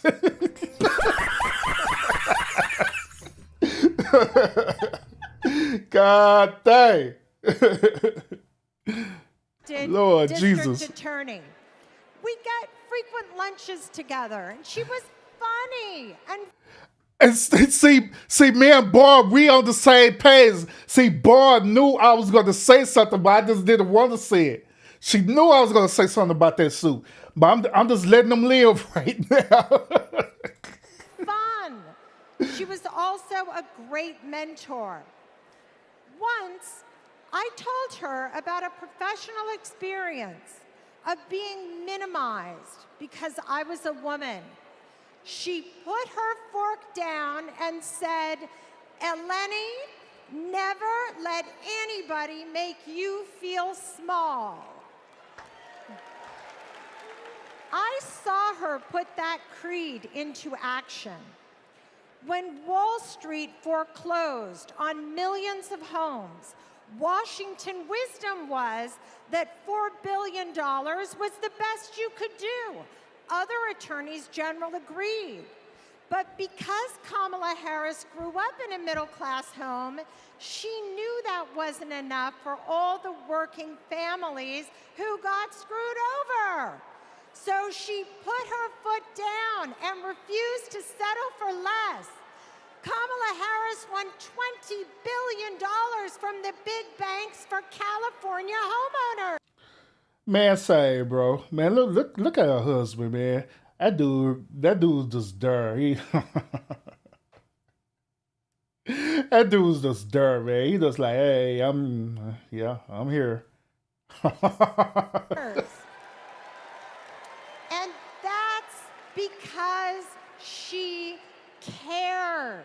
She cares so much that if you're lucky enough to be her friend, she calls you on her birthday, and sometimes she sings to you. She called me on mine right when I had decided to run for lieutenant governor. She asked tough questions. I promised I'd follow her lead and invest in the future. Together, we shattered that glass ceiling, California, and got to work. I am so glad the country is getting to see the Kamala that I've known for decades. For Californians and Pennsylvanians, for Texans and Wisconsinites, for states red and blue and... Hey, Scorpio. Make sure that the robe is red, and make sure that the robe is a polo robe, all right? Thank you. Appreciate it. Everything in between, President Biden and Vice President Harris have been investing in our future and are on our side, and we are not going back.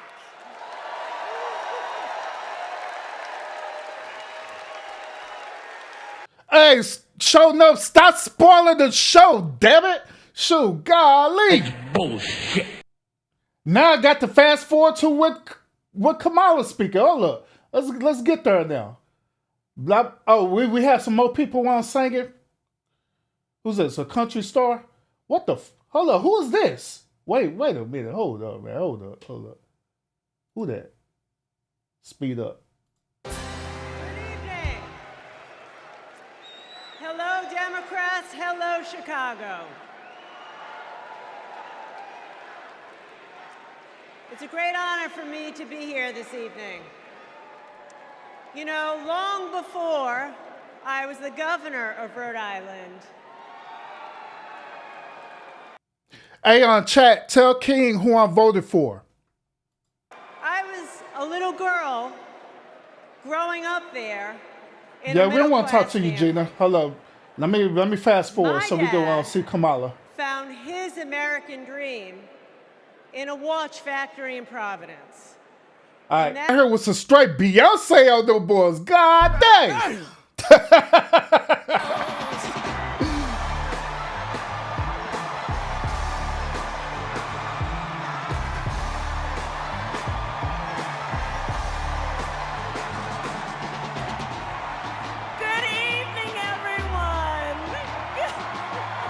Good evening, alcoholic. What's up? Good evening. It is so good to be with everyone this evening in this hall and everyone at home. This is going to be a great week.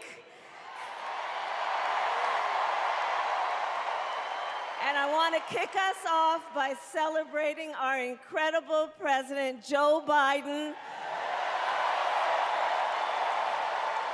Hey, hold on, Speak. He said they got him coming out with Jesus. Say, I got you, bro.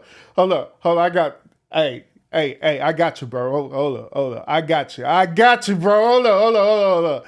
They got Kamala coming out like this. They got Kamala coming out like this like it ain't nothing.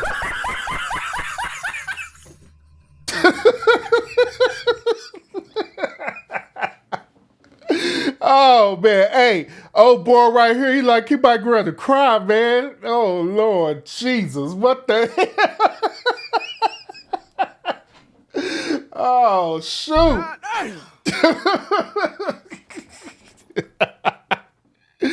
Oh Lord Jesus, man, boy, I tell you, these people here, and once again, her husband does there. He does here. I'm just here for more support. We'll be speaking later tonight. Joe, thank you for your historic leadership, for your lifetime of service to our nation, and for all you will continue to do. We are forever grateful to you.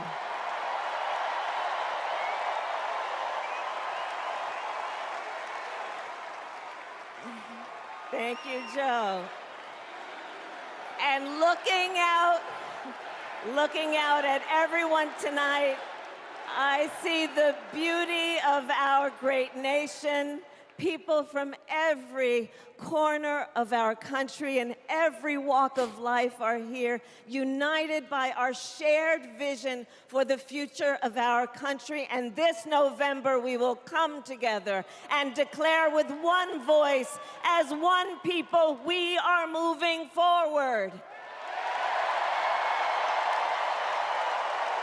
With optimism, hope, and faith, so guided by our love of country, knowing we all have so much more in common than what separates us. Let us fight for the ideals we hold dear, and let us always remember, when we fight, we win. God bless you. God bless the United States of America. Good night, everyone. Man, she came out with that though. Tony Goldwyn.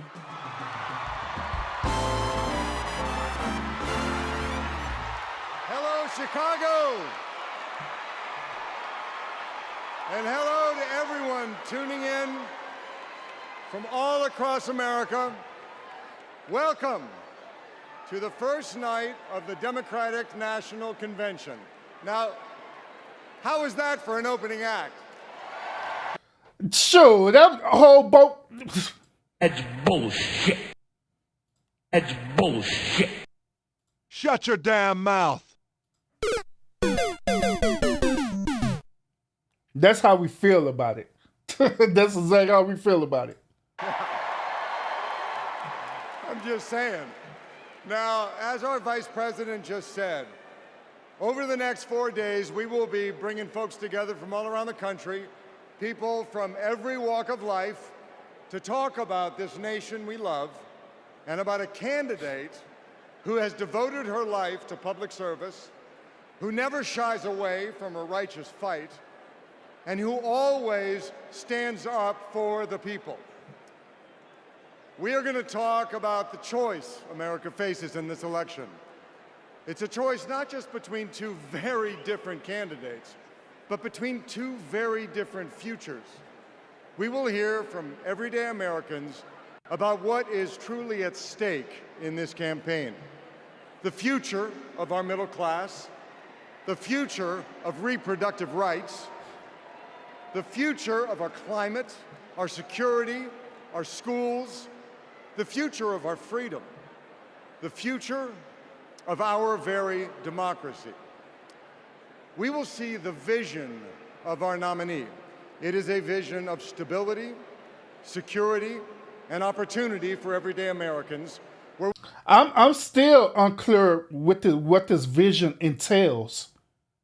I'm just saying, I honestly don't know what the vision is, other than them saying stuff that every person is saying. Everybody could say the same thing over and over. Even Trump said the same thing. So what is the clear vision that y'all trying us as the American people to be a part of, that y'all never come through with? That's why I'm asking. What is this vision? Where we continue to grow this economy by growing the middle class, and where the safety of our children, our families, and our communities are a fundamental civil right. It is a future where, instead of scoffing at allies and fawning over dictators, our president stands up for our friends, faces down our adversaries, and American democracy remains a beacon of hope and inspires the world to take on our biggest challenges together. We'll learn the story of a leader who has dedicated her life to doing the work of making God good dang, on the about promise this of dude's America. speech long. A leader who understands the middle class Hold on, because let she me grew up in the middle class. Fast forward this A dude. leader. Shut up. Thank you. It is so fun to be back here in the United Center. And as you guys know, a lot of good stuff has happened in this building, especially in the 90s. You young people, Google Michael Jordan and you can read all about it, okay? So there was an amazing... Hey, Steve Kerr, what happened to the Golden State Warriors, man? I mean, like, what happened to them Golden State Warriors, bro? They not the one necessarily the dynasty team like how they used to be, bro. So I don't know. They falling apart now, bro. That's bullshit. Vibe in this building back in those days, and I feel that same winning spirit here tonight. So the last time I was in a packed basketball arena was in Paris, France. 9 days ago, some of the best players on earth, 12 incredible American men, came together to win Olympic gold. And the next night, I was back in that same building watching 12 more of the best players on earth. Our incredible American women do the same thing. And I cannot think of a better metaphor for what this country is all about than the way Team USA came together at the Olympics. We had players from across our wonderful country, players who have trained and fought relentlessly, shed tears trying to beat one another throughout their careers, joining forces to wear the red, white, and blue. And when we won, the American flag raised to the rafters, the national anthem playing, gold medals draped around the necks of our players whose hands were held. I honestly believe that is not a good analogy at all. I believe that analogy is straight up bullshit. That's bullshit. The reason why is because them athletes, right? Them dudes get paid to do what they do. All right. So wherever the money goes, they goes. If they tell them to go overseas, they're gonna go overseas. If they tell them that they just play at a high school court for an hour, that's what they're gonna do. They're gonna go where the money gonna go. You know what I'm saying? I'm just saying. So that's kind of different, you know. But that was me. Over their hearts. It was the proudest moment of my life. Thank you.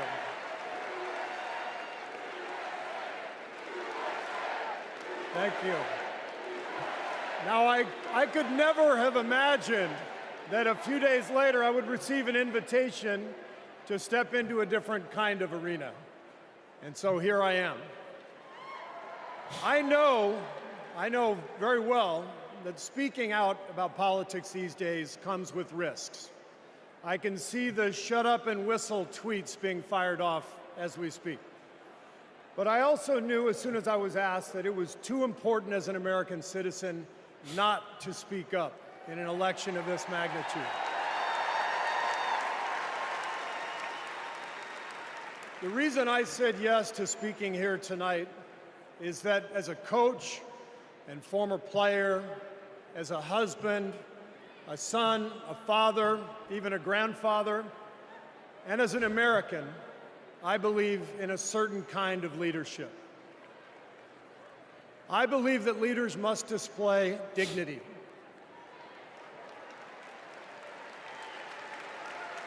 I believe... Bro, you could tell that deep down inside Steve Kerr, like, man, I really don't want to say this bullshit. That's bullshit. I really don't. But they paying me to say it, so I'm just going to shut up and play ball and just going to say it. That leaders must tell the truth. I believe that leaders should be able to laugh at themselves. I believe leaders must care for and love the people they are leading.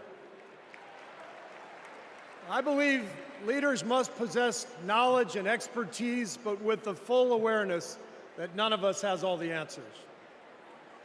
And in fact, some of the best answers often come from members of the team. And if you look for those qualities in your friends or your boss or an employee or your child's teacher or your mayor, then shouldn't you want those same qualities in your president? And when you think about it that way, this is no contest. With Kamala Harris and Tim Walz, I see all those qualities. They have devoted their lives to serving other people. Whether Vice President Harris was defending her community in the courtroom, or Governor Walz was inspiring the next generation in the classroom, or on the field, for that matter. By the way, coach to coach, Hey, Bob, that is facts. That is facts. Even what Steve Carr saying is facts. Even what Steve Carr is saying is facts. I agree with him on that. And on the cool though, in all seriousness, right? That's why I know that I am a good leader. Okay. The reason why I'm a good leader is for the simple fact that I'm humble, but at the same time, I'm understanding as well too. I'm understanding and I have knowledge. But at the same time, I don't make myself be like I'm better than everyone, you know what I'm saying? And at the same time, I could admit when I'm wrong, and I could admit that I honestly don't know.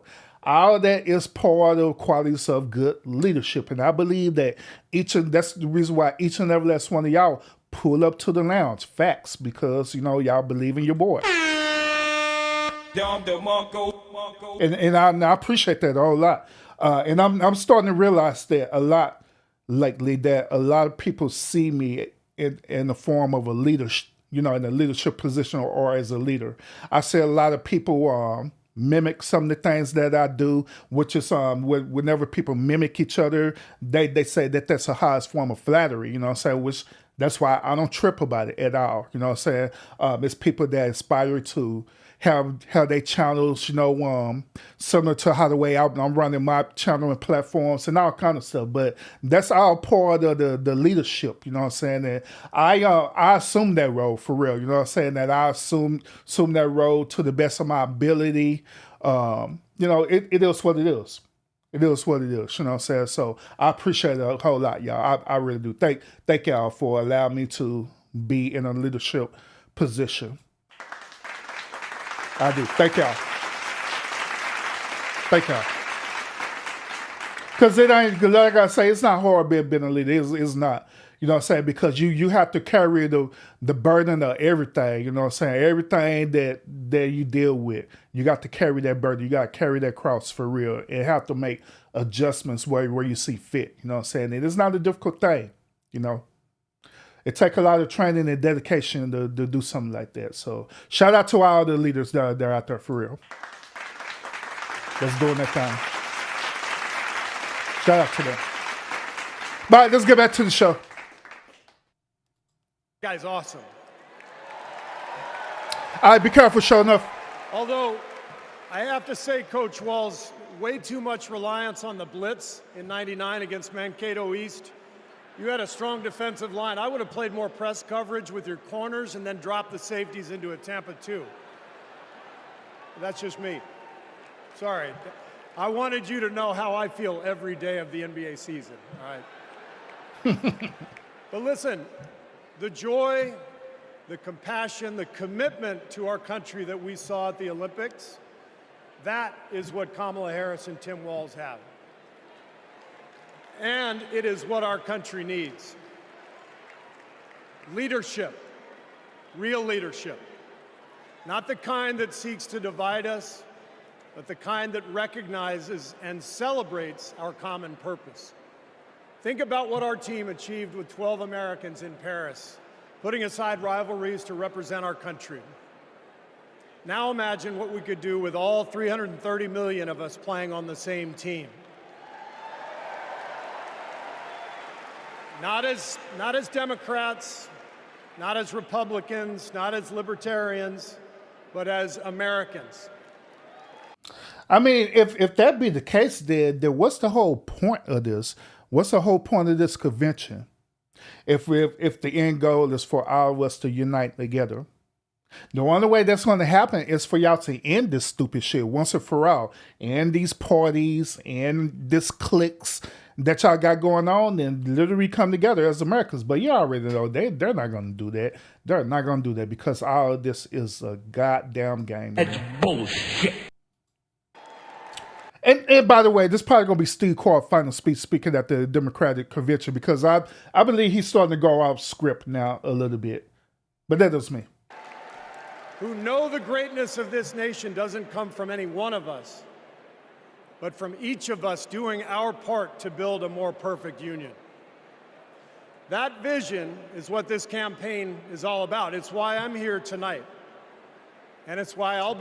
Don't be a bit surprised that y'all hear something happening to Steve Quayle later on, because I'm telling you, it sounds like he kind of went off script there a little bit. Be getting out every day to help people get out and vote on November 5th and elect Kamala Harris and Tim Walz as the next president and vice president of the United States. And after the results are tallied that night, we can, in the words of the great Steph Curry, we can tell Donald Trump, night, night. Thank you.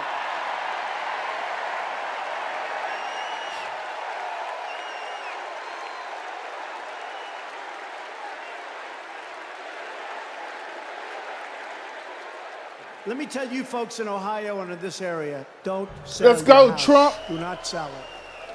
We're going to get those jobs coming back, and we're going to fill up those factories, so it's going to happen. But Trump lied and abandoned Lordstown. This is about a community. It's going to be a big change to go somewhere else. The GM factory in Lordstown did close, putting thousands of people out of work. Because Donald Trump doesn't care about our communities. All those jobs went away, and he did nothing. He did not do one thing for those workers there. He didn't come and make promises. He came and made false promises. Kind of lost hope in everything. I don't really want to leave. But then something changed. Instead of lies and broken promises, Joe Biden and Kamala Harris got to work and brought U.S. manufacturing jobs back, including to Lordstown. Kamala will continue to have workers' backs and get the job done. American workers deserve a fighter, and that's exactly what Kamala Harris is. Do we believe in opportunity? Are we ready to fight for it?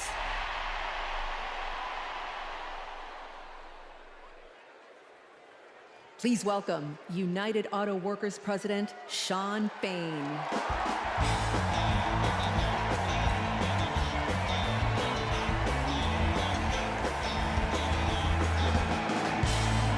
Damn, Shawn had a long speech.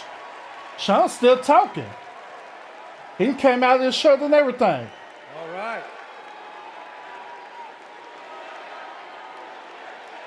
All right. Yeah.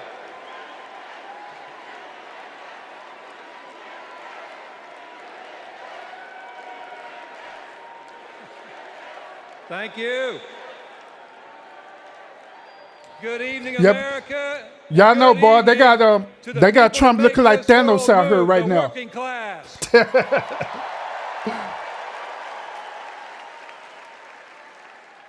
On behalf of 1 million active and retired members of the UAW, I am honored to support Kamala Harris and Tim Walz to be our next president and vice president.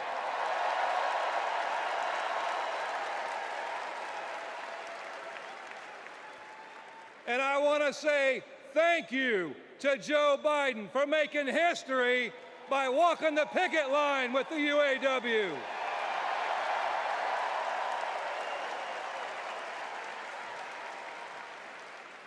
For the UAW and for working class people everywhere, this election comes down to one question. Which side are you on? Hold up, man. Hold up. It comes down to one question. Which side are you on? Really?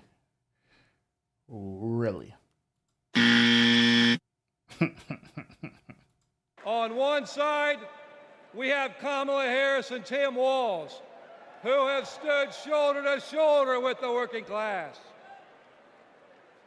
On the other side, we have Trump and Vance. So here's another question too. Why they don't have all this smoke for the other candidates? Hey, y'all notice that? Between Trump and Kamala, right? They only have smoke for each other, but they're not talking about none of the other candidates, period. They ain't even saying nothing about them. So why they don't have the same energy for all the rest of them who are running against them? I know why. Because, like I always say, that's bullshit. Your shit is just a game. It ain't because they popular, more popular now. Billionaire class who only serve themselves. So for us in the labor movement, it's real simple. Kamala Harris is one of us.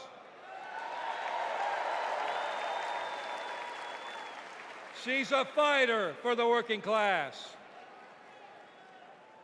And Donald Trump is a scab.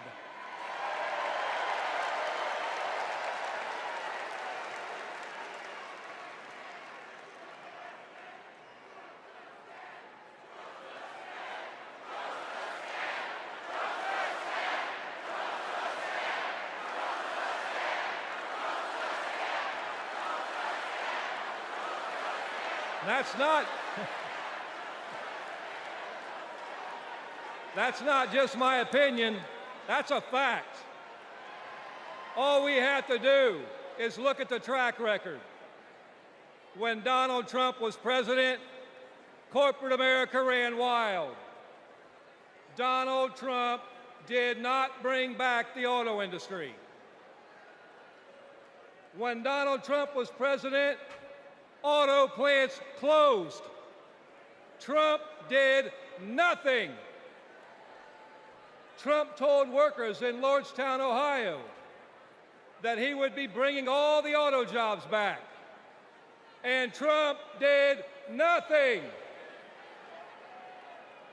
In 2019, General Motor workers went on strike for 40 days for good jobs and a better life. And Trump did nothing.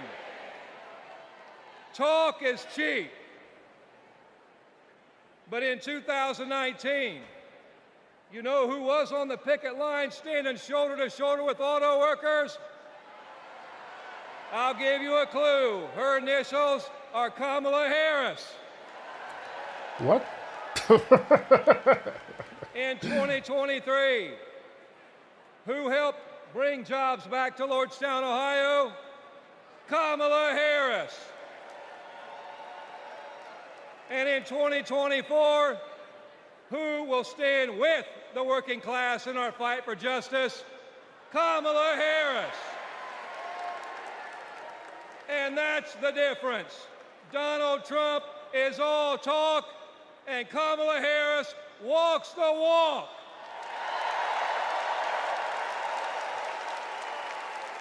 Woo. In the words of the great American poet, Nelly.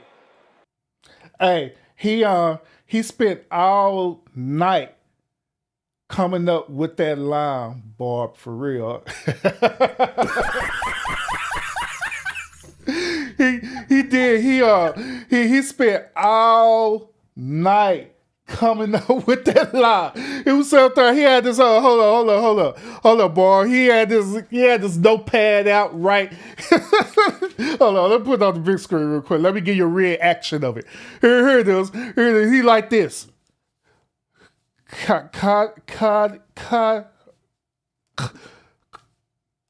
Core, yeah. That's great. That's great.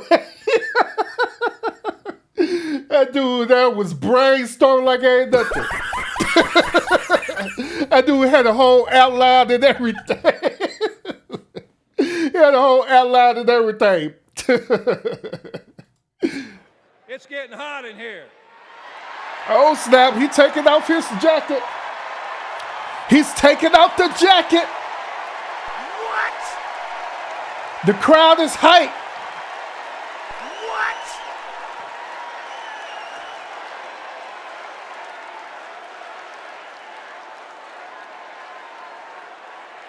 It's hot in here. It's hot in here because you're fired up and you're fed up, and the American working class is fired up and fed up. The American working class is in a fight for our lives. And if you don't believe me, just last night, blue-collar workers, the UAW members at Cornell University had to walk out on strike for a better life because they're fighting corporate greed. And our only hope is to attack corporate greed head on. Corporate greed. I think that he's wearing the wrong shirt. I'm for sure he's wearing the wrong color shirts. Bro, you supposed to be wearing blue. The Democratic Party is blue. You wearing red, bro. What's the word y'all YouTubers be using? That dude is a straight up op.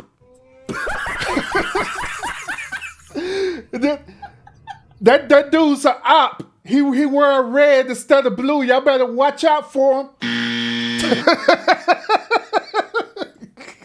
Turns blue-collar blood, sweat, and tears into Wall Street stock buybacks and CEO jackpots. It causes inflation. It hurts workers. It hurts consumers, and it hurts America.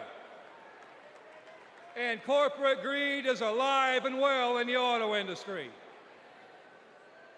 You know, last fall, we achieved life-changing gains in our strike at the Big Three. We even won a commitment to reopen a closed plant not too far from here. We were able. Hey, I wonder the paper that he have up there that he looking at right. I wonder that he put in parentheses take coat off after this.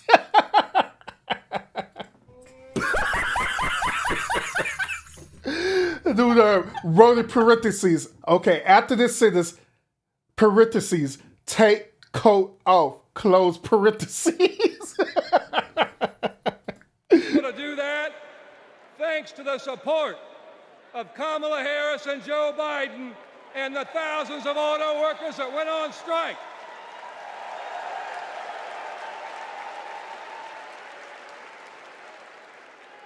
But a year later, one company wants to go back on their commitments in our contract. And let me be clear, Stellantis must keep the promises they made to America in our union contract. And the UAW will take whatever action necessary at Stellantis or any other corporation to stand up and hold corporate America accountable. And when the UAW stands up, we know who stands with us and who stands against. Hey, boy, he said pretty to my man show. I didn't anticipate it only being this cold up in this butt. He like, God damn, what my sports coat at? I need to put it back on, bro. Damn. I think this was a bad idea. Against us. Donald Trump laughs about firing workers who go on strike.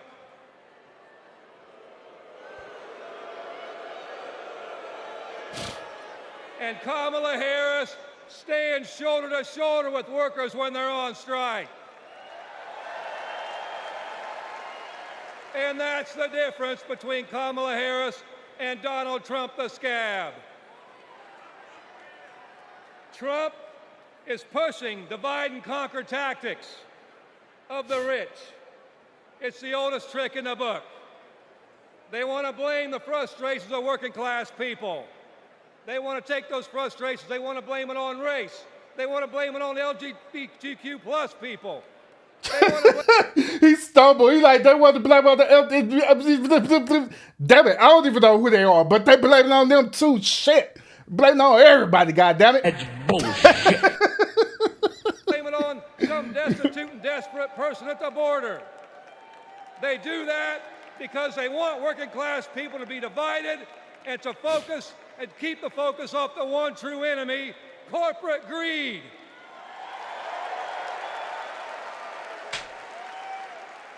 The rich think we're stupid, but working class Americans see this for what it is. This is our generation's defining moment. So I have a question for you.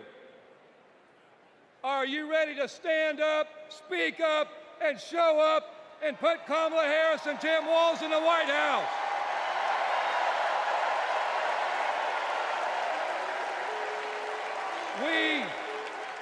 We need a defender of the working class in the White House, someone who is one of us and someone who knows how to fight. And that fighter is the next president of the United States, Kamala Harris. Thank you.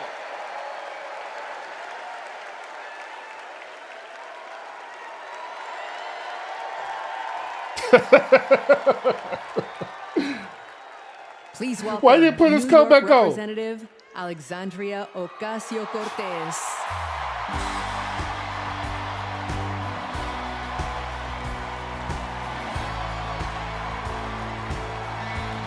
Hey, King, if you still in the chat, bro, you think she's pretty too? Hey, you think she's pretty too, King? If you still in the chat? Chicago! Thank you, Chicago, for your energy. Thank you, Kamala Harris and Tim Walz, for your vision.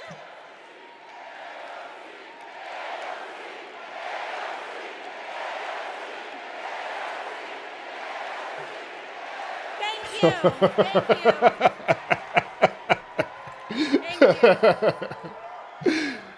Thank you, Chicago, for your energy. Thank you, Kamala Harris and Tim Walz, for your vision. And thank you, Joe Biden, for your leadership.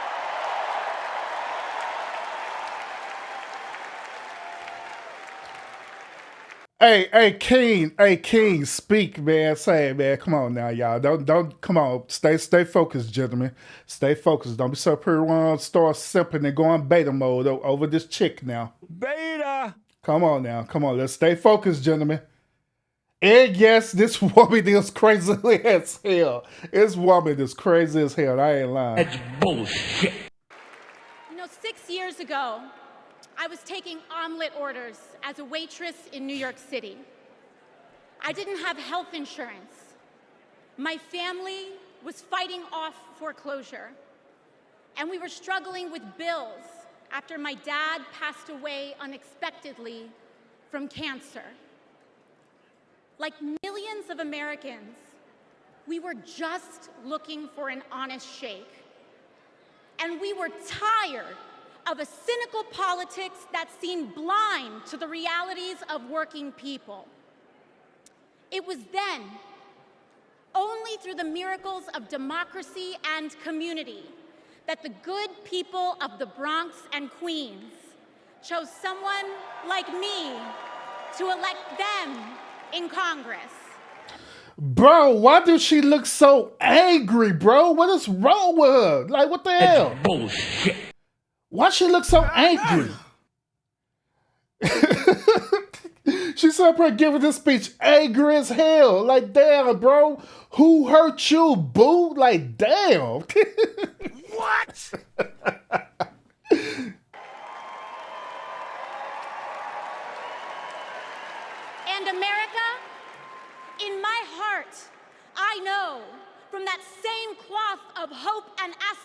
election, we will also elect Kamala Harris and Tim Walz as President and Vice Presidents of the United States of America. I am here tonight because America has before us a rare and precious opportunity. In Kamala Harris, we have a chance to elect a president who is for the middle class because she is from the middle class. She understands the urgency of rent checks and groceries and prescriptions. She is as committed to our reproductive and civil rights as she is to taking on corporate greed. And she is working tirelessly to secure a ceasefire in Gaza and bringing hostages home.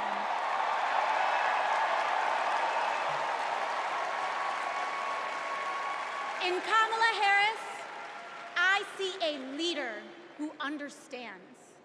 I see a leader with a real commitment to a better future for working families.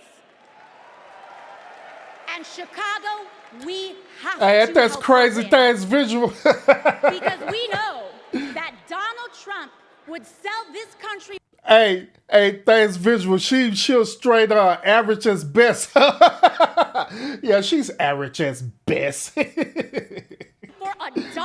if it meant lining his own pockets and greasing the palms of his Wall Street friends. And I, for one, am tired of hearing about how a two-bit union buster thinks of himself as more of a patriot than the woman who fights every single day to lift working people out from under the boots of greed, trampling on our way of life. Hey, by the way, y'all, we got Alfalfa in the building, y'all. This is Alfalfa all grown up, y'all. So shout out to Alfalfa in the building. Those of y'all who are not familiar with Alfalfa, that is one of the leaders of the Little Rascals, by the way, all right? So shout out to him being in the building and getting overly excited with his big old long ears and long head. So shout out to him being in the building. Truth is, Don, you cannot love this country if you only fight for the wealthy and big business. To love this country is to fight for its people, all people, working people, everyday Americans like bartenders and factory workers and fast food cashiers. Bro, she just constantly giving this old angry, bitter woman speech, bro. Like, what the hell? Like, she mad. It's like she mad at a baby daddy and she just used that as fuel for this speech, bro. Like, what the hell? Who punch a clock and are on their feet all day in some of the toughest jobs out there.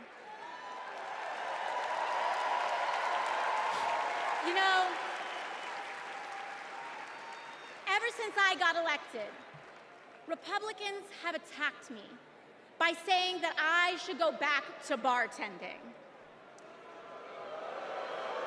But let Not me tell you, bartending.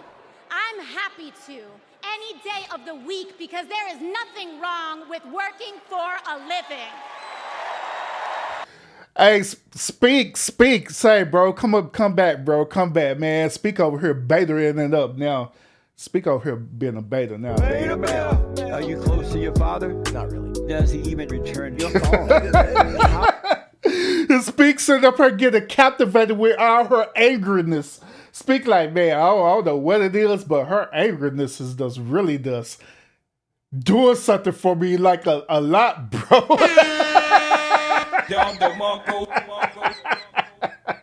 You're like, bro, I don't know what it is, bro, but damn, man, shit.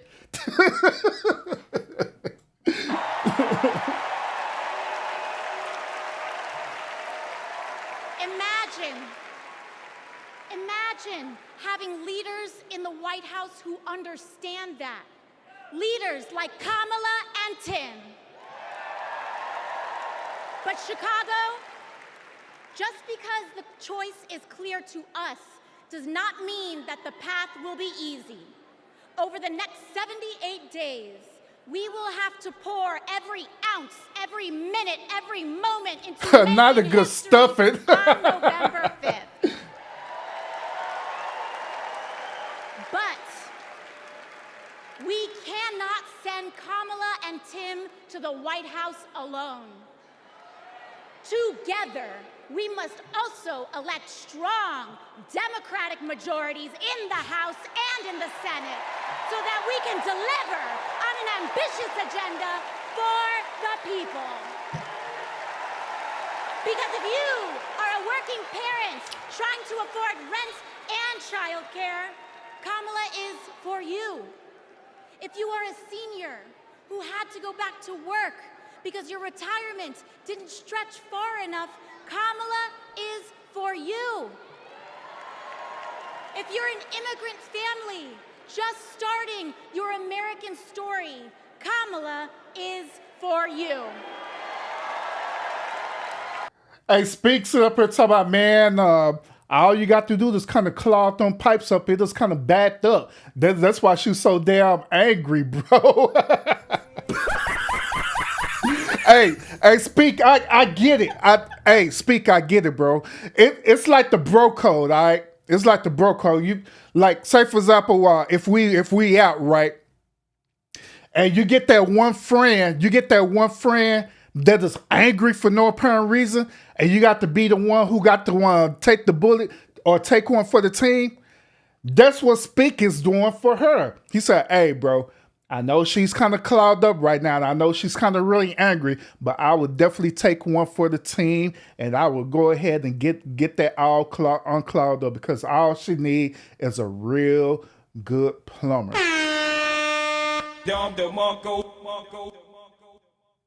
Then shortly after that, about months later, we be hearing Speak on the talking about, man, F this trick. She getting on my goddamn nerves. What? America, when we knock on our neighbor's door, organize our communities, and elect Kamala Harris to the presidency on November 5th, we will send a loud message that the people of this nation will not go back. We choose a new path and open the door to a new day, one that is for the people and by the people. Thank you. Hey. Thank you very much. God bless. God bless you all. Hey, Speak to about forget that. I'm finna make her instant single mom. You let him hit it raw. You didn't have second thoughts. Now you a single mom. Now you a single mom. You said I'ma have this kid. Don't care if he's here or not.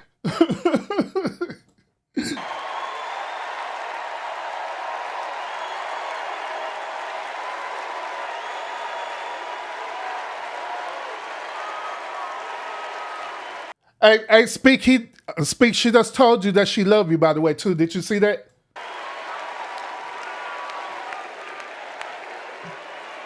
Wow. How about that AOC? Good Lord. So Kamala Harris's story begins in a middle-class neighborhood in the East Bay. Yeah. In a modest apartment above a nursery school, in a close-knit community where people looked out for one another, with a mother who instilled in Kamala Harris the core principles that have defined her life in public service. These are the experiences that made her the leader she is today. All right, let's see the story. I'll back you and skip it. The neighborhood we grew up in was a very hardworking, middle-class, tight-knit community. Families going to church on Sunday, kids playing in the front yard. Mommy got us these bright blue matching bikes with banana seats, and we were surrounded by caring adults. This neighborhood on Bancroft Way, we've spent so much time here. Behind me is where it all began. Her mom, Shamala, rented the apartment that was above the Shelton's nursery. So in the beginning, Mrs. Shelton used to babysit the girls. Shama was a single mom. Life was not easy for them. Not a single mom. You let him hit it raw. You didn't have second thoughts. Now you're a single mom. Now you're a single mom. But she loved her daughters fiercely. Kamala herself says that her mom told her that she may be the first to do many things, but to make sure that she's not the last. She's always been that kind of person, a true leader, and very protective of her friends and her family. When Kamala was all of 4 years old, her best friend in kindergarten, Stacy Johnson, got into something with another kid on the playground. This one particular day, we had made some clay art, and this one boy in our class had taken mine for whatever reason and threw it on the ground, and it shattered. So Kamala, being very protective, just jumped in front of me and stood up to him. Kamala, evil to as me, hell. that shows the kind of person that she has always been, to stand up to the bully and to stand up for the underdog and to stand up for what is right. Bro. God damn. God damn. Kamala carries the lessons of our mother, the fighting spirit of our mother, the compassion, and I have seen it over and over again in our growing up. When we were in high school, my sister's friend, Wanda, was being molested by a family member, and Kamala just jumped in.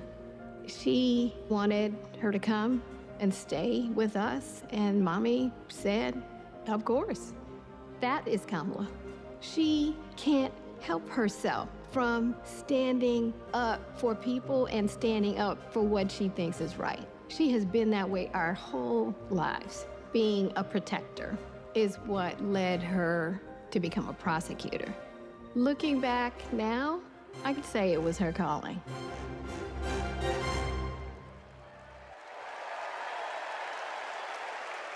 Please welcome Stacy Johnson Batiste and Doris Johnson.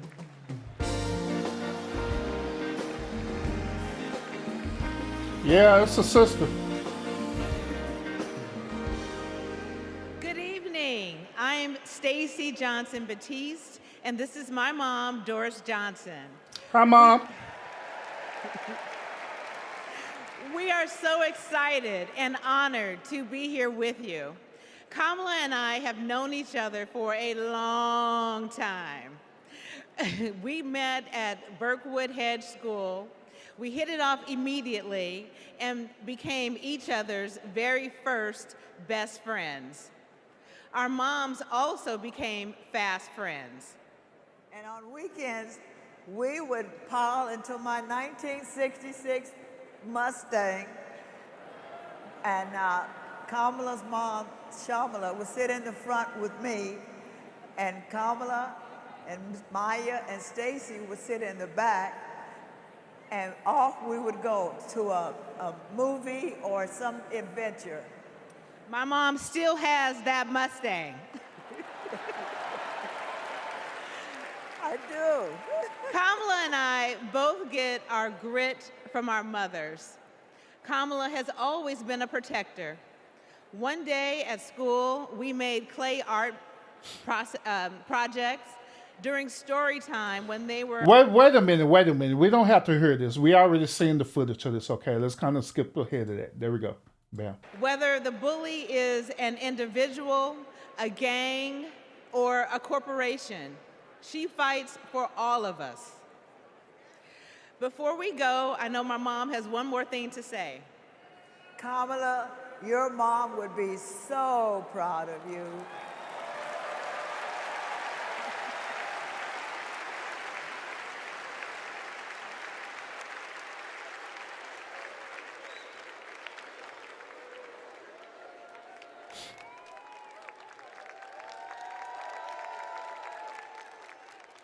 Please welcome former Secretary of State Hillary Clinton. Oh Lord, not Hillary Clinton.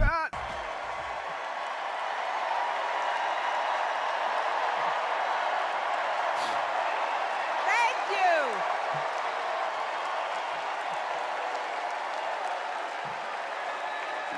Thank you all so much.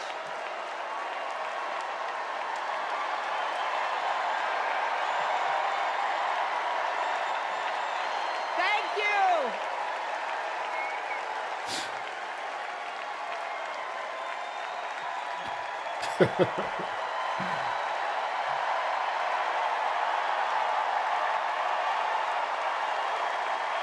Thank you, my fellow Democrats. Thank you, my fellow Americans.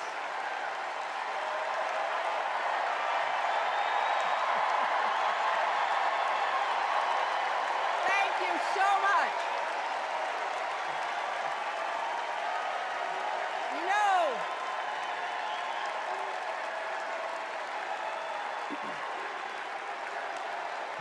Hey, that last lady that showed a few seconds ago, she like, Hillary Clinton is here? Like, shit, I didn't expect her to be here, but okay. thank you all.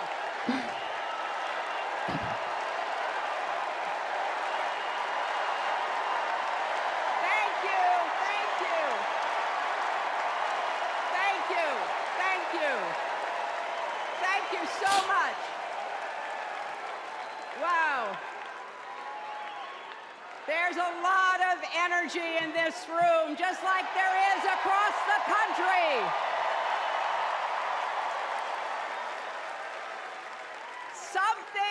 Something is happening in America.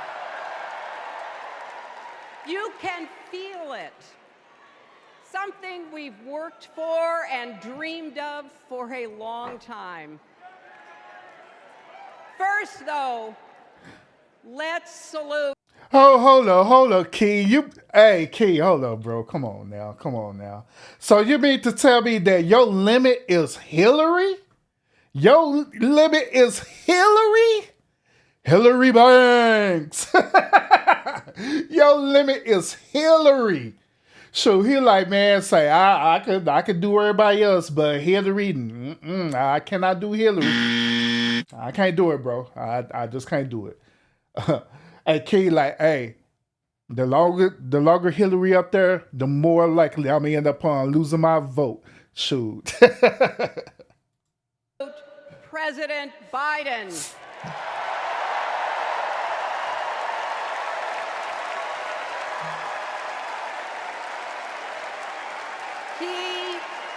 He has been democracy's champion at home and abroad. He brought dignity, decency, and competence back to the White House. And he showed what it means to be a true patriot. Thank you, Joe Biden, for your lifetime of service and leadership.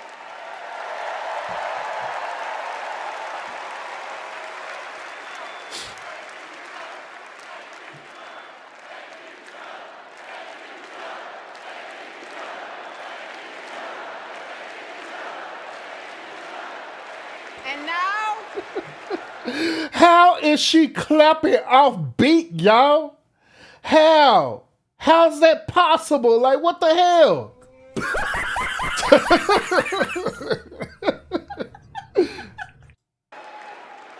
and now we are writing a new chapter in America's story. You know, my mother Dorothy was born right here in Chicago before women had the right to vote. That changed 104 years ago yesterday. Think about it. Tennessee became the final state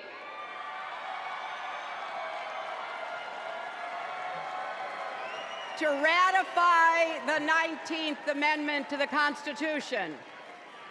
The state legislature was deadlocked until One lawmaker's mother, a widow who read 3 newspapers a day, sent a letter to her son. "No more delays," she wrote. "Give us the vote." And since that day, every generation has carried the torch forward. In 1972, a fearless Black Congresswoman named Shirley Chisholm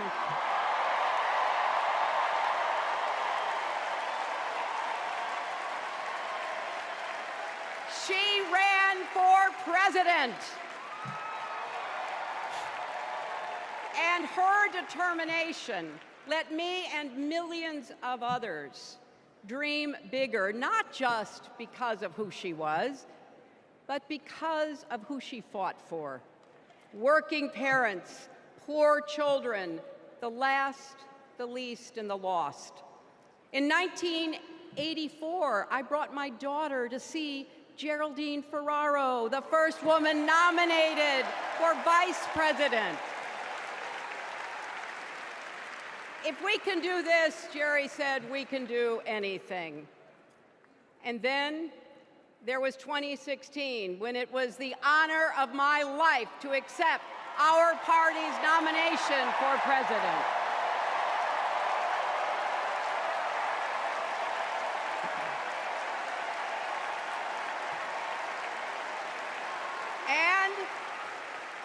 And nearly 66 million Americans voted for a future where there are no ceilings on our dreams.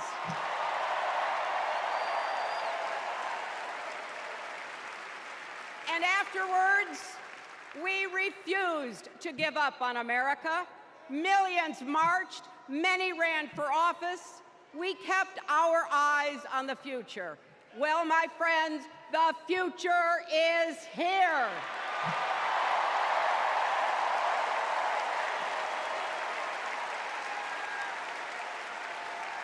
I wish my mother and Kamala's mother could see us. They would say, keep going. Shirley and Jerry would say, keep going.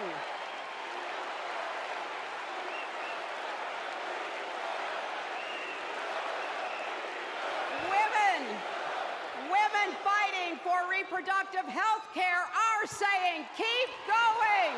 Oh, Lord. Families building better lives, parents stretching to afford child care, young people struggling to pay their rent. They're all asking us to keep going. So, with faith in each other and joy in our hearts, let's send Kamala Harris and Tim Walz to the White House.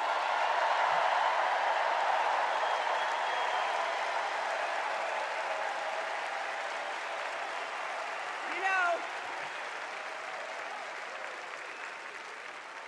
the story of my life and the history of our country is that progress is possible, but not guaranteed.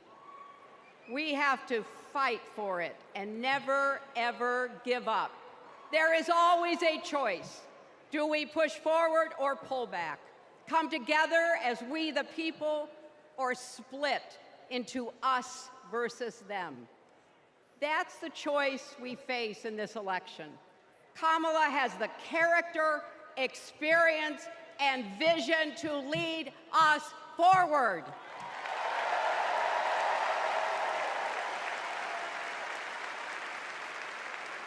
I know her heart and her integrity.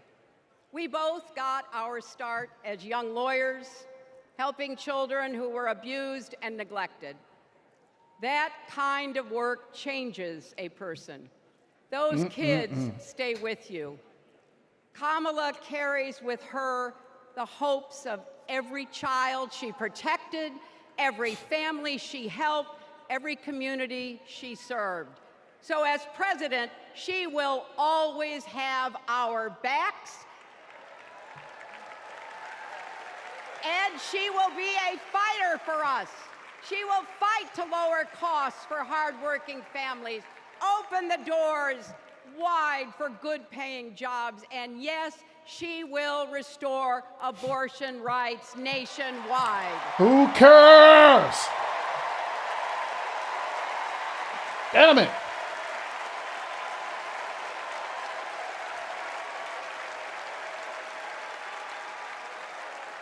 As a prosecutor, Kamala locked up murderers and drug traffickers. She will never rest in defense of our freedom and safety. Sour Patch. Donald Trump So- fell asleep at his own trial. And when he woke up, he made his own kind of history. The first person to run for president with 34 felony convictions.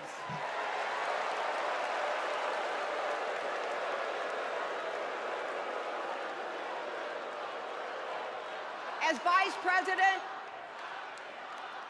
Vice President, Kamala sat in the Situation Room.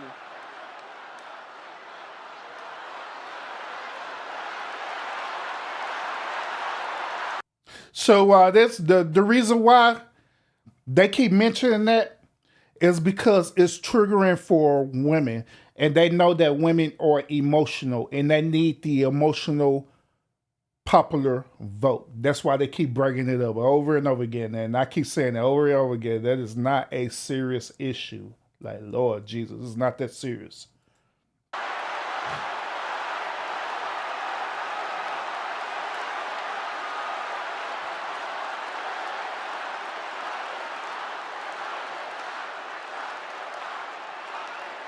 But we also know, as Vice President, Kamala sat in the Situation Room and stood for America's values. I know what it takes, and I can tell you, as Commander-in-Chief, Kamala won't disrespect our military and our veterans.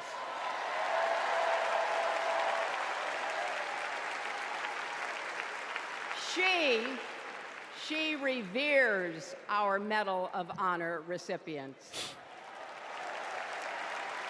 She won't be sending love letters to dictators.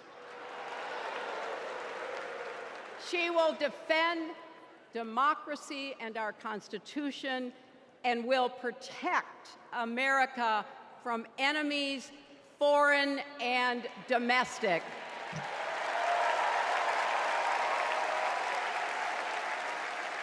Think about it. The Constitution says the president's job is to take care that the laws be faithfully executed. Those are the words of our founders. Take care. Just look at the candidates. Kamala cares about kids and families, cares about America. Donald only cares about himself. On her first day in court, Kamala said 5 words that still guide her. Kamala Harris, for the people. That is something that Donald Trump will never understand. So it is no surprise, is it, that he is lying about Kamala's record. He's mocking her name and her laugh. Sounds familiar. But we have him on the run now.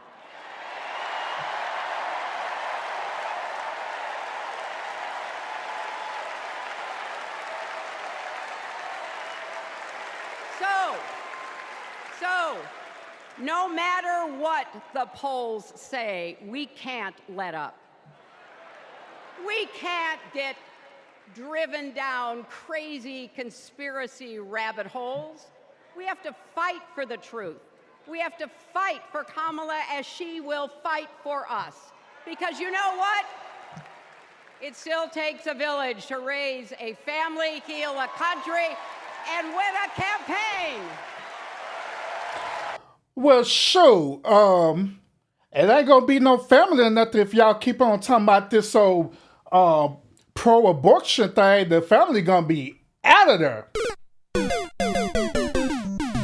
So the one family gonna be out of there. Y'all keep talking about that. Shoot, pro-abortion, y'all rights to abort anytime you feel like it because you just say your feelings.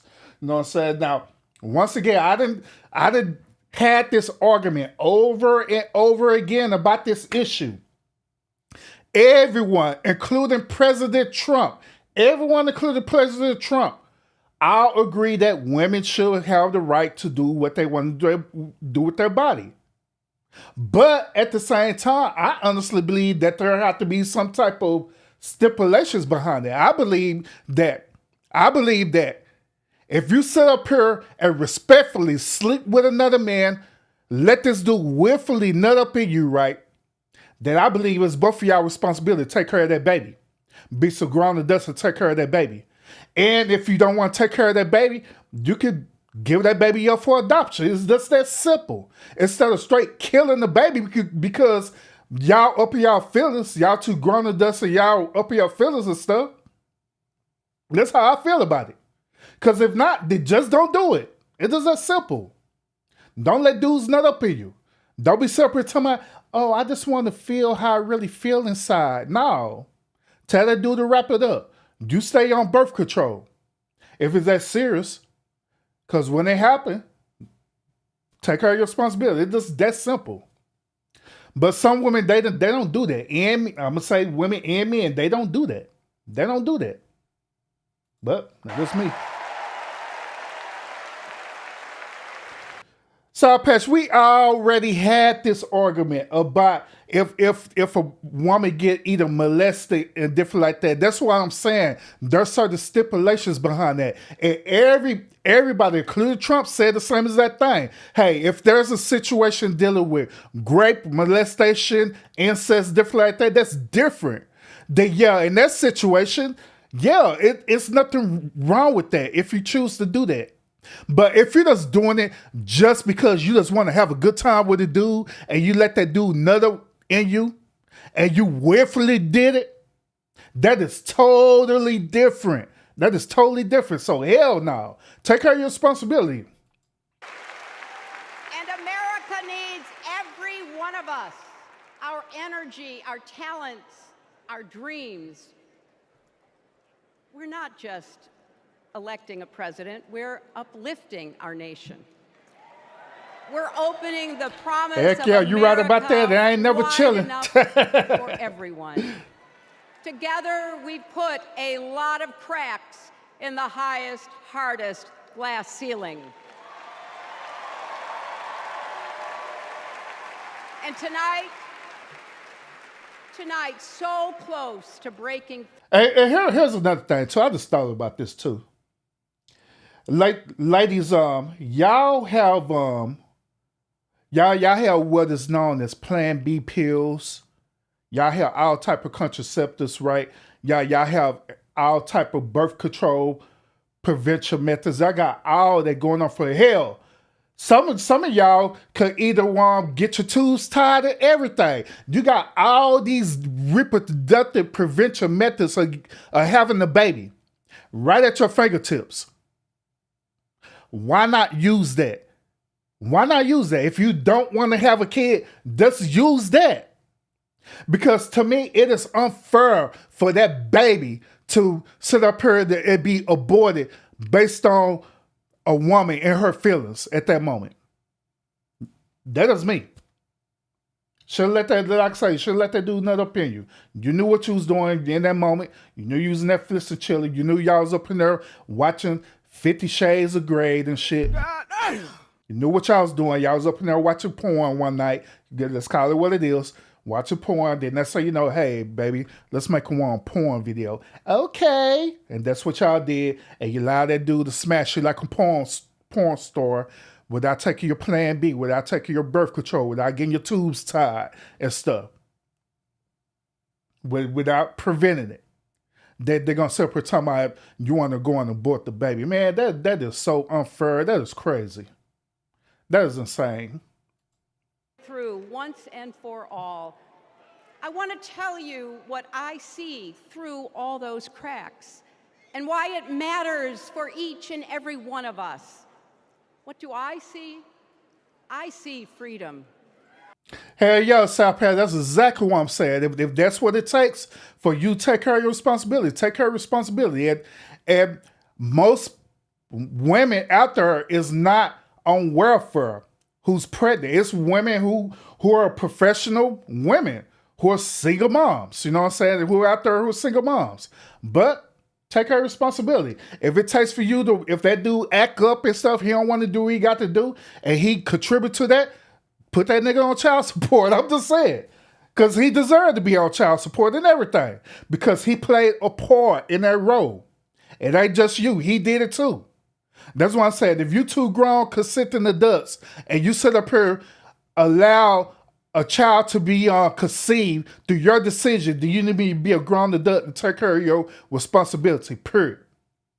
Now, once again, the only exception to that rule, if it's dealing with incest, rape, or molestation. That's the only exception to that.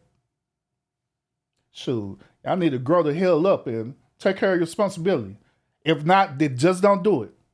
Don't let the dude nut up in you. I see. So women, y'all control y'all bodies. Y'all say that all the time.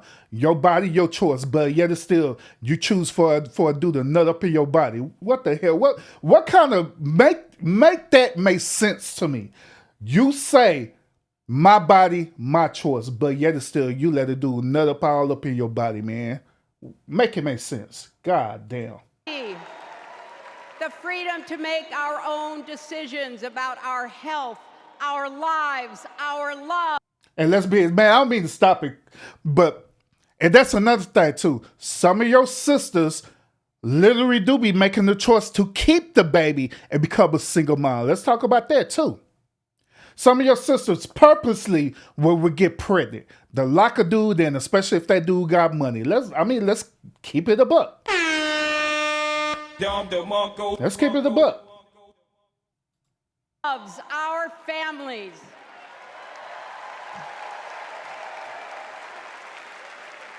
The freedom to work with dignity and prosper, to worship as we choose or not, to speak our minds freely and honestly. I see freedom from fear and intimidation, from violence and injustice, from chaos and corruption. I see the freedom to look our children in the eye and say, in America, you can go as far as your hard work and talent will take you, and mean it. And you know what? On the other side of that glass ceiling is Kamala Harris raising her hand. Hey, I'm the cool man. I done forgot 2 things visual. That's why I had to start the video again.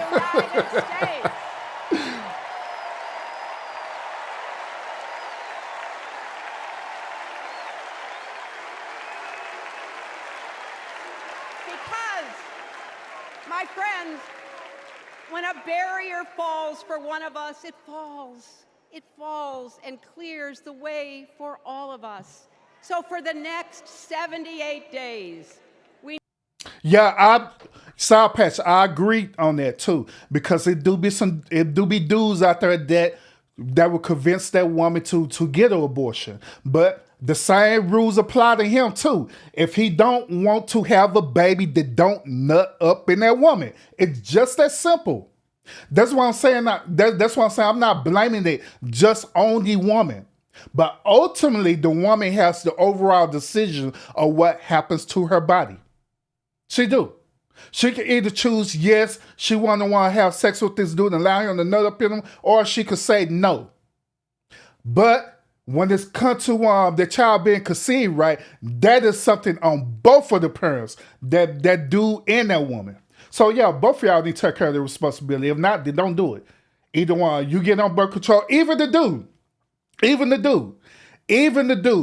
If he don't want to have no damn kids, he need to get a vasectomy, straight up. That is how I feel about it. Sure. You don't want to have no kids or nothing like that, get a vasectomy, bro. Wear a condom, strap it up. Wear 2 of them if you need to. Forget how I feel, wear 2 or 3 condoms or whatever. Strap it up or get a vasectomy. So you don't have to deal with the world, deal with the bullshit. So you won't be separate, killing a life based on your choices and decisions that you're making. Being all immature. We need to work harder than we ever have. We need to beat back the dangers that Trump and his allies pose to the rule of law and our way of life.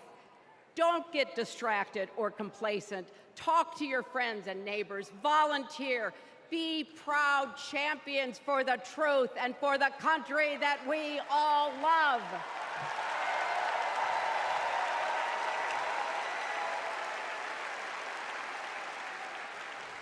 Hey, things visual. That's why they got Cialis. That's why they got Viagra out there, bro. You can get it up. Let's get some let's get some Cialis or Viagra or something, bro. Shit, hell, I don't care. Get a goddamn pump to get it pumped up. Do something. You be alright. That's better than going around and nutting up at these old crazy women who screaming talking about pro-abortion.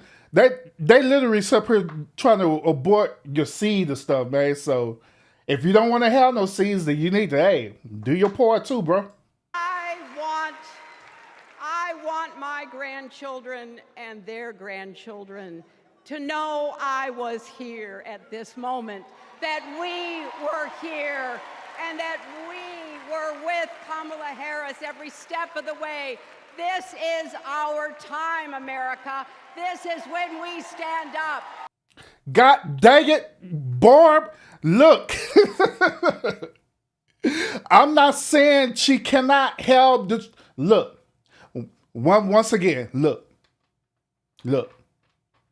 If there's a situation where it's serious, like dealing with rape, molestation, or incest, then yeah, in that situation, you can have the choice to abort because I understand the emotional trauma behind it.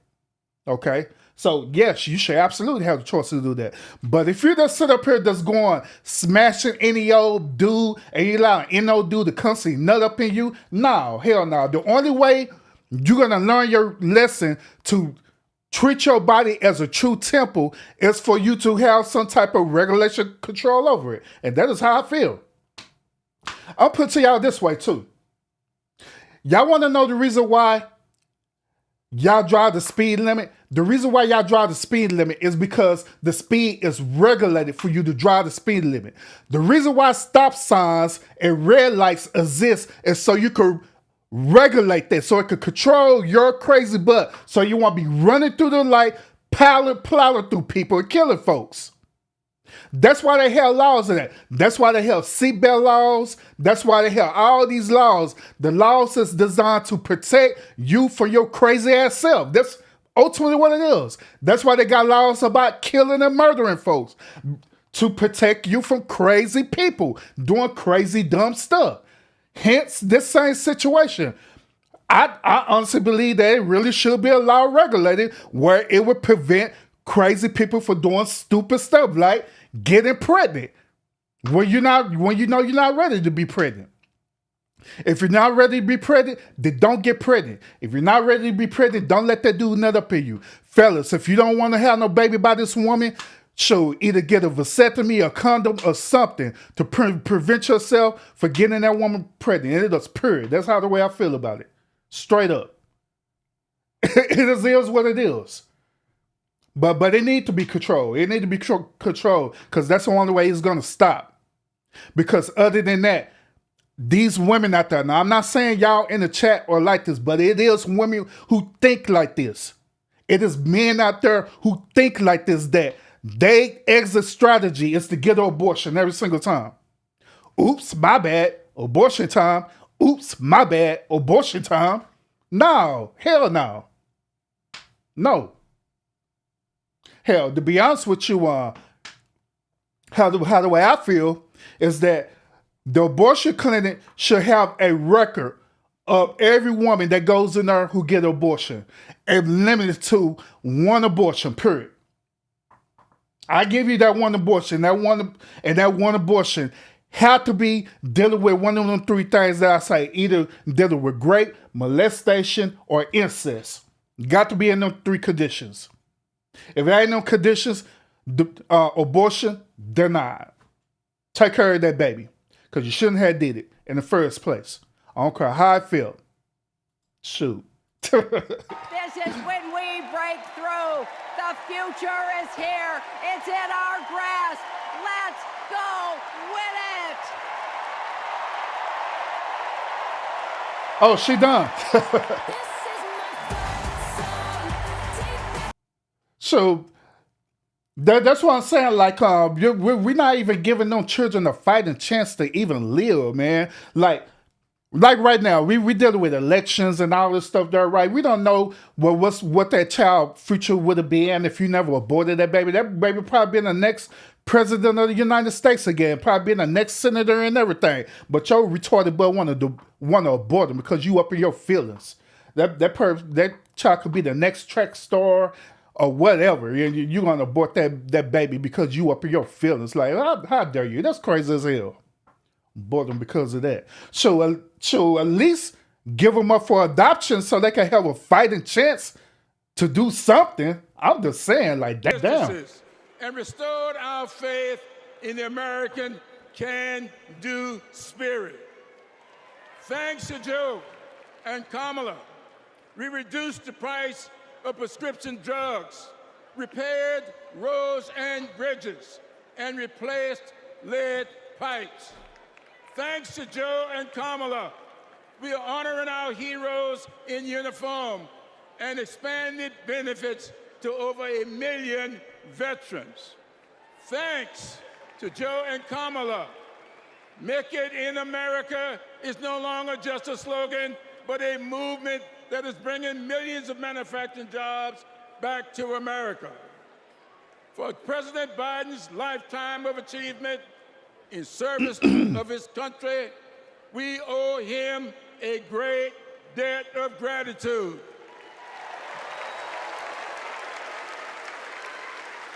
And we're all grateful for one of the best decisions he made, selecting Kamala Harris as his vice president and endorsing her to succeed him.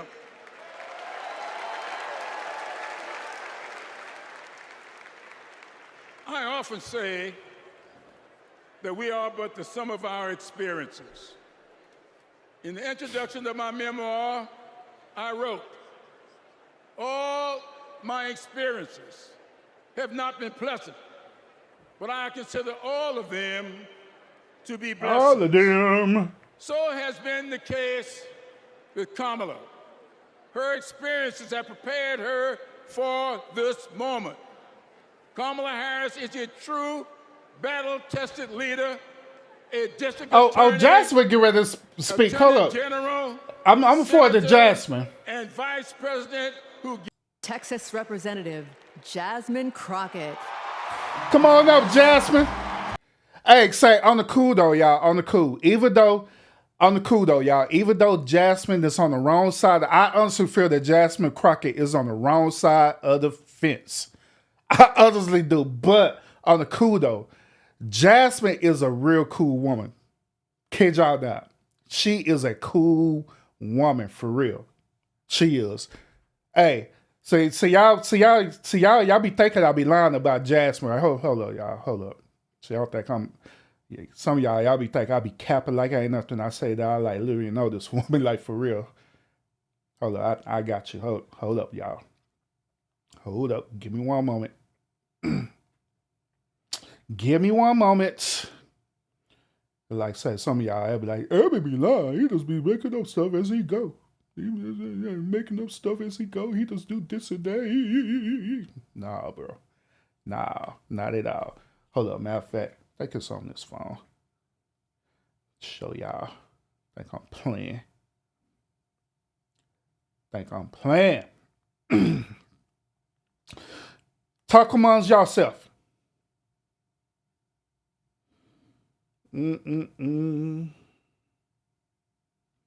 Let's see. Yeah, we'll share that one.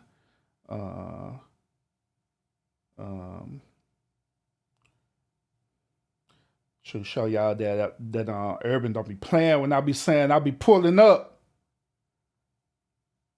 Show y'all that I don't be playing when I say I pull up for real. I pull up for real.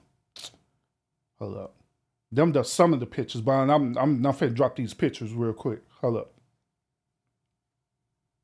Hold up. I got y'all. But yeah, like I say, she cool as hell though, man.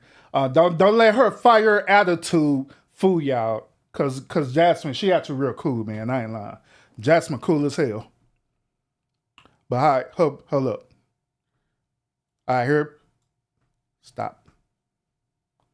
All right, so here's a picture of me chilling with Jasmine, and yes, I know Jasmine personally.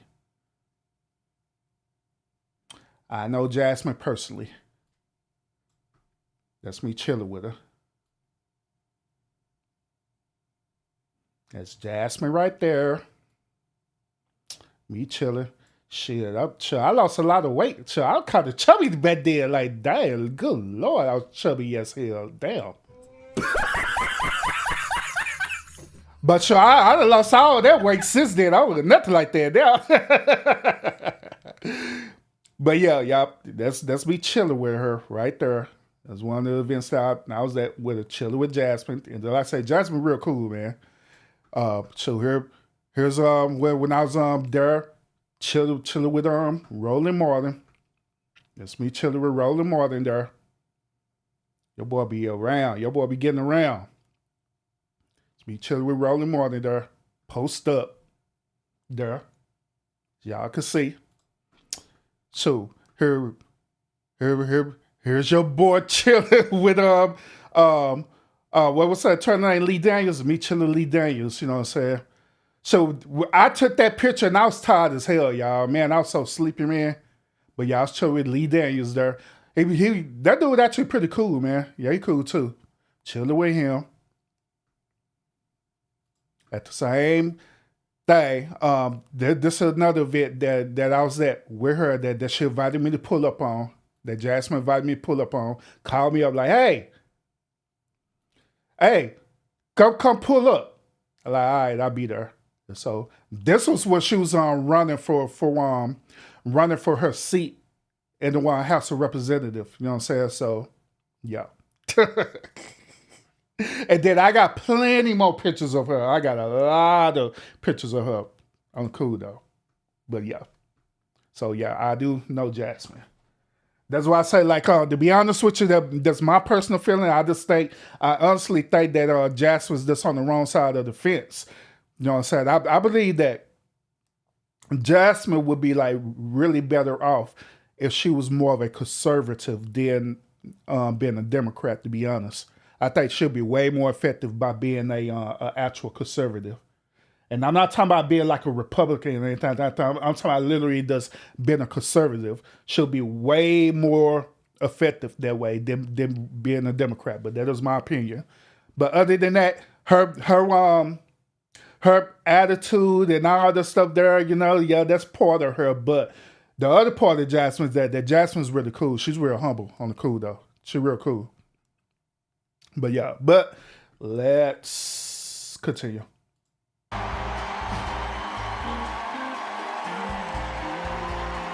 Yeah, that cake was good as hell, boy. Well, good evening, America!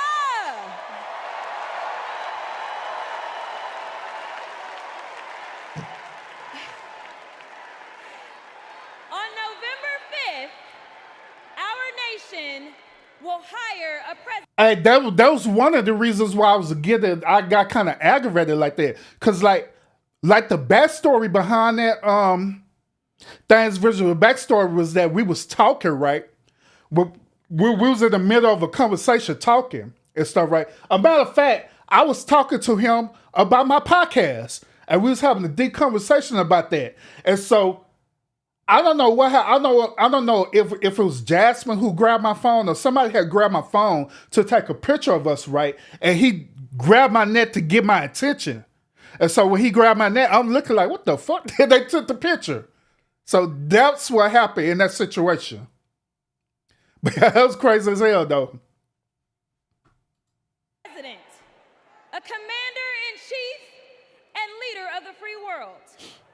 So let's compare their resumes, shall we? Yeah, even like right now, you're right about that. Even right now, like when you see her personally, right, bro? She don't be wearing all this stuff. She don't be wearing all this makeup and stuff like she got it on right now. Damn, I catch her looking weird as hell. But yeah, she don't be wearing all this makeup that heavy. You know what I'm saying? The only time when she do that is when she's at these events and stuff. You know what I mean? Even like with her and all the stuff that are like the tracks or whatever stuff like that. She really not like that unless she's at a actual public event. You know what I'm saying? One candidate worked at McDonald's while she was in college at an HBCU. HU. The other was born with a silver spoon in his mouth and helped his daddy in the family business. Housing discrimination, that is. She became a career prosecutor while he became a career criminal. With 34 felonies, 2 impeachments, and 1 porn star to prove it.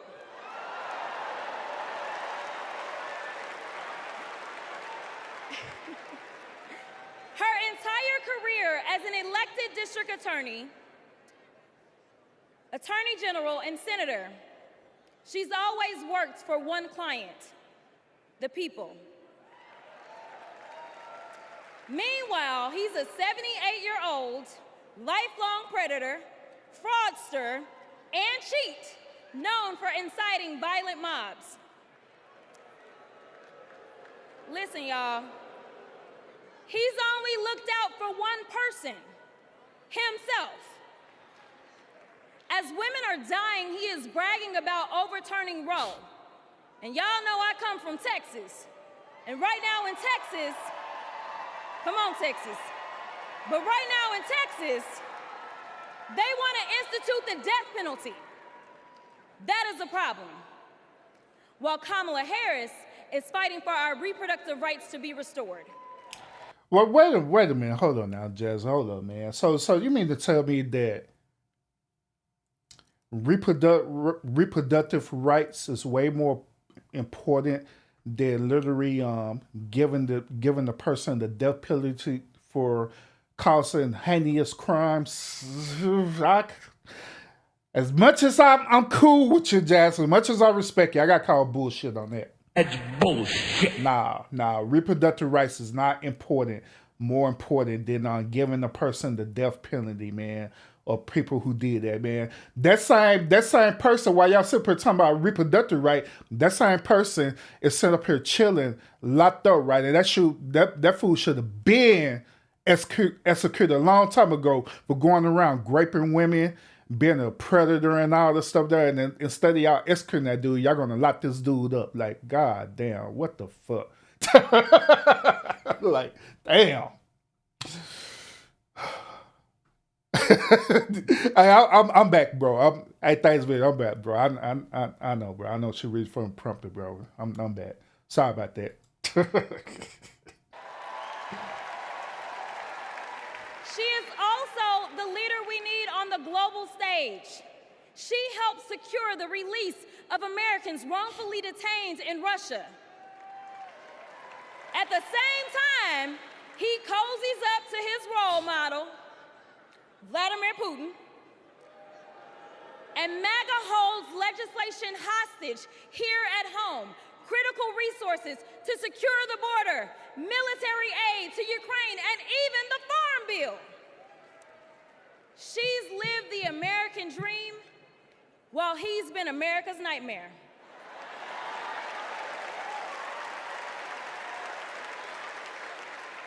America, looking at the 2 choices before you, who would you hire?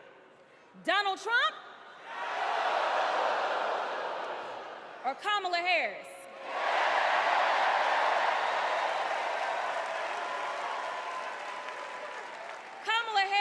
has a resume. Donald Trump has a rap sheet.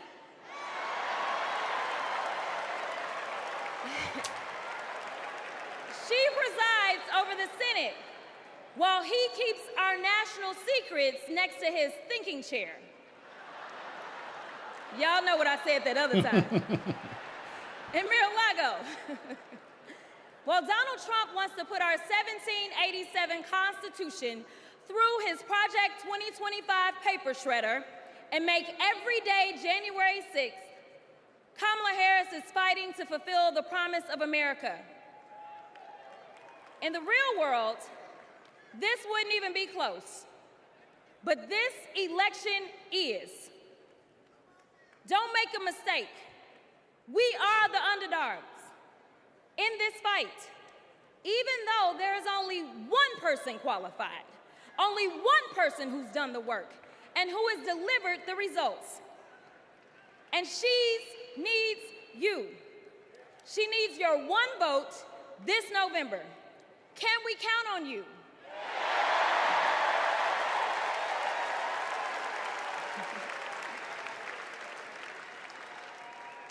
Some of you know a little bit of my history, some of you don't, so let me tell you. I was a public defender.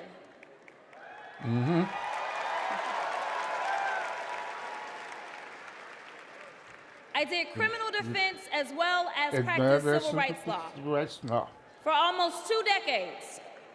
I know a good prosecutor when I see one. Kamala Harris is the kind of prosecutor From we East long Texas. for in the cases like those of Breonna Taylor. Yeah. She was the first attorney general in the nation to order that her officers wear body cams, and she started the Back on Track program to reduce recidivism.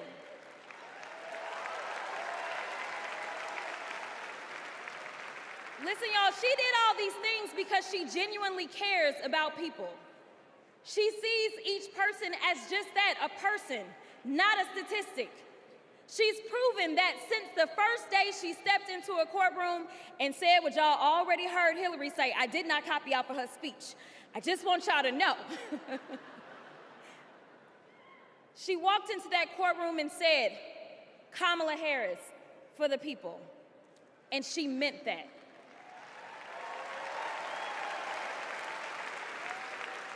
Many of you know her credentials, but what I love about Kamala Harris goes beyond her resume, is that she sees the humanity in everyone. She's the only candidate in this race who is capable of empathy. When I first got to Congress, I wasn't sure I made the right decision. The Chaos Caucus couldn't elect a speaker, and the Oversight Committee was unhinged.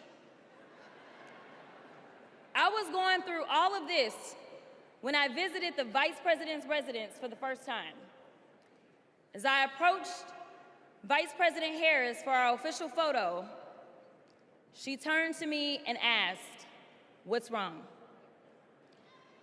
Mind you, we'd never met, but she saw right through me. She saw the distress. I immediately began crying.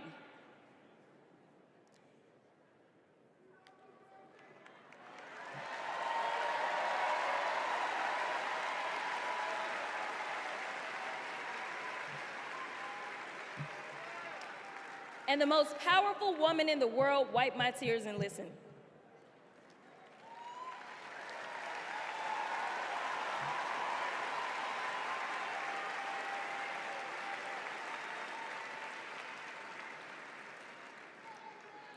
It's so hard for me to tell this story. She then said, among other things, "You are exactly where God wants you. Your district chose you because they believe in you, and so do I."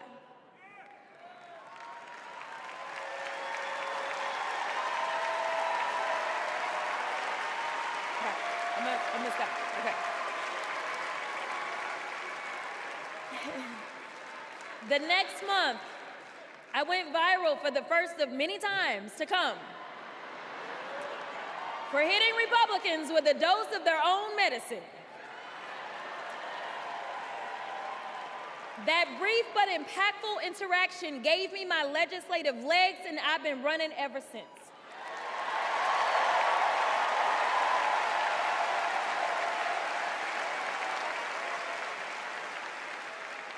The question before us is, will a vindictive, vile villain violate voters' vision? Hey, hey, King, I'm put it to you this way, bro. I have been to a quote unquote Democratic Party, not the convention party. I've never been to that before, but I have been to a quote unquote Democratic Party that Jasmine invited me and my wife to several times. And I'm telling you,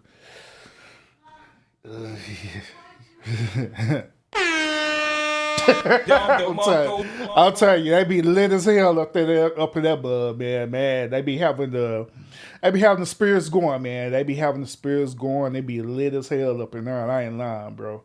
It's differently. I put it to you this way.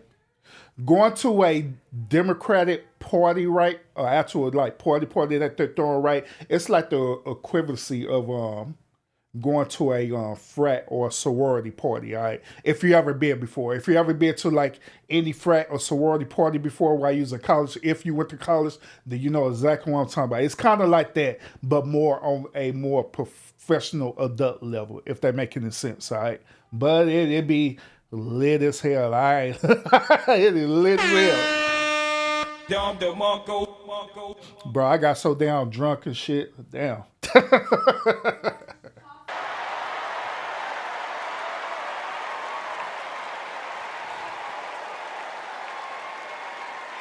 That's why I keep telling y'all that this version of Jasmine that y'all see, this is professional mode, Jasmine. Is this professional mode? All that you see, that's professional her.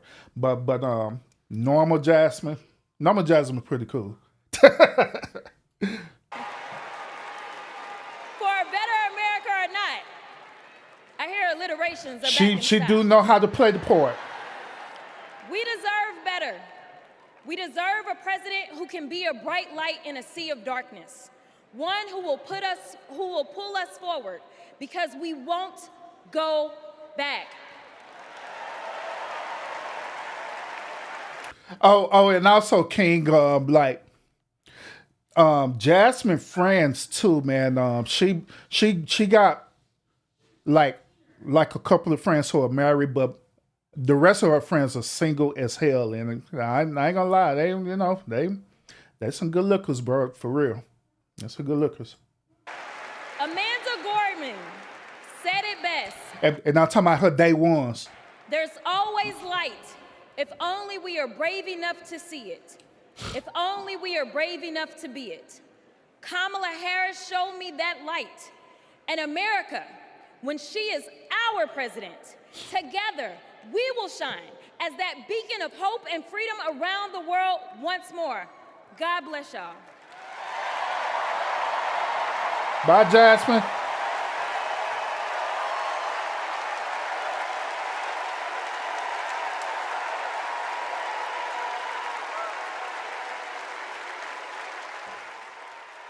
Hey, thanks, Viz. You don't want me to explain single as hell different from just single. That's same, bro. That's another show for another time. That's dealing with the mentality of modern day women, bro. So I'll probably explain that one in the future, bro. Shit. This is one of our willow boxes. This is the outfit that she was gonna maybe wear home from the hospital. There's her little... the blanket that she was in. Let me speed this up. Oh Lord Jesus, they talking about reproductive rights and shit again. Roe v. Wade terminated, and I did it, and I'm proud to have done it. Yeah, I'm glad. I was punished for 3 days having to wait for either my baby to die or me to die, or both. I was stuck in this horrific hell of both wanting to hear her heartbeat and also hoping I wouldn't. Wait a has to be minute. some form of Wait a minute. Hold on. It has to be. Reverse. There's your little. The blanket that she was in. It's okay. No. For 54 years, they were trying to get Roe v. Wade terminated, and I did it, and I'm proud to have done it. I was punished for 3 days having to wait for either my baby to die or me to die, or both. I was stuck in this horrific hell of both. So we gonna she gonna have that damn baby. That's what's gonna happen. Wanting to hear her heartbeat and also hoping I wouldn't. There has to be some form of punishment. For the woman? Yeah, there has to be some form. I almost died because doctors were forced to follow Trump's abortion ban. Kamala will protect a woman's right to choose. We trust women to make decisions about their own. Here's another thing that they're doing. Another weapon that they're trying to use on y'all. They're trying to use this anomaly on y'all. This situation isn't very common. Does it happen? Yes, but is it very common that it happens? No. But they literally use this as an excuse to try to push this agenda, thinking that every woman is going to have certain complications to the stream where they're going to die. Let's be realistic about it once again.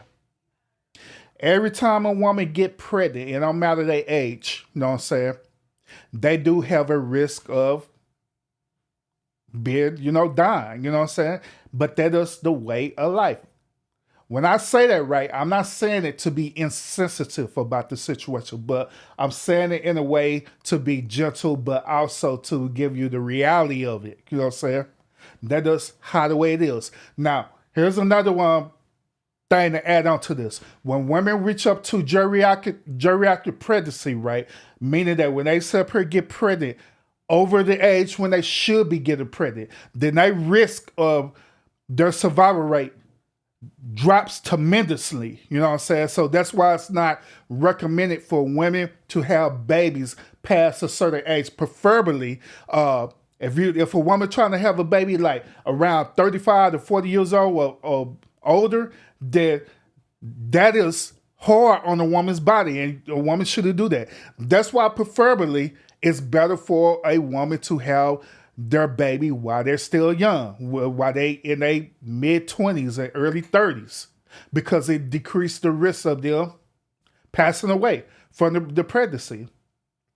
Now, once again, I'm not being insensitive about this particular issue, but we have to be realistic with it as well too. Okay, we can't just look at it on one side of the coin and try to justify that. See, Urban, see. No.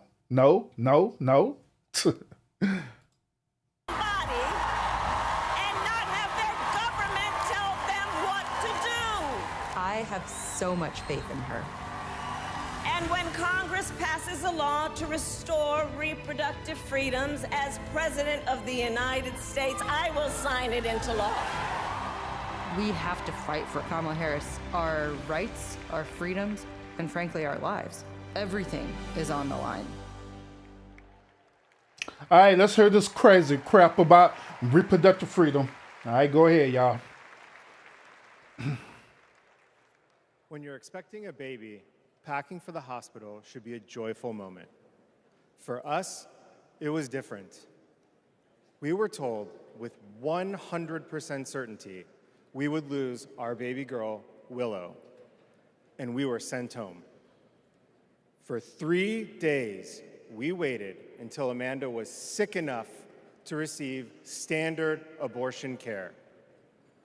Eventually, Amanda's temperature spiked. She was shaking, disoriented, and crashing. I don't remember what I threw into our bag that day, only that instead of welcoming Willow, I was hoping Amanda's life could be saved. I'm here tonight because the fight for reproductive rights isn't just a woman's fight. This is about fighting. This is about fighting. Hold up. I'm confused on this. Okay. He said that they were suspected to have a baby, meaning that they purposely planned to have this baby, meaning that once again her husband nutted up in her and she got pregnant. Okay. So what I'm confused about is the moment when she found out, they found out that she's conceiving, right? When did that communication happen to where she ended up visiting a GI doctor and the GI doctor told her that, hey, if you have this baby, it's going to terminate your life? When did this communication happen? And why was that so in this particular situation? What was the complications behind that in order for that doctor to determine that? Because if that be the case, if they known that, right, if they known from the get-go that if she end up having this baby that it end up going to have her life, then why even go through the whole point of conceiving? Why go through the whole point of even nutting up in this woman? He could have very easily got a vasectomy. She could have very easily got either her tubes tied or got her ovaries or whatever removed, whatever y'all do. And so they could have very easily did that to prevent this situation from happening. But that is me. That is me. So I don't know. It'll sound weird to me. Fighting for our families. And as Kamala Harris says, our future.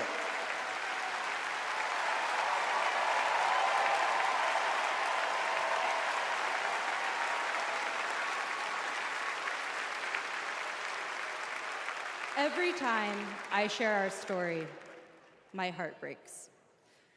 For the baby girl we wanted desperately, for the doctors and nurses who couldn't help me deliver her safely, for Josh, who feared he would lose me too. But I was lucky. I lived. So I'll continue sharing our story, standing with women and families across the country. Today, because of Donald Trump, more than 1 in 3 women of reproductive age in America lives under an abortion ban. A second Trump term would rip away even more of our rights. Passing a national abortion ban, letting states monitor pregnancies and prosecute doctors, restricting birth control and fertility treatments. We cannot let that happen. We need to vote as if lives depend on it, because they do. She said that angrily.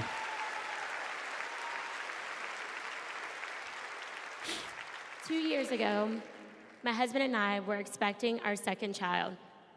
Our daughter, Lauren, couldn't wait to be a big sister. I was getting ready for her 4th birthday party when something didn't feel right. 2 emergency rooms sent me away. Because of Louisiana's abortion ban, no one would confirm that I was miscarrying. I was in pain, bleeding so much my husband feared for my life. No woman should experience what I endured, but too many have. Wait, hold on. Wait a minute. Hold up. I'm confused on this.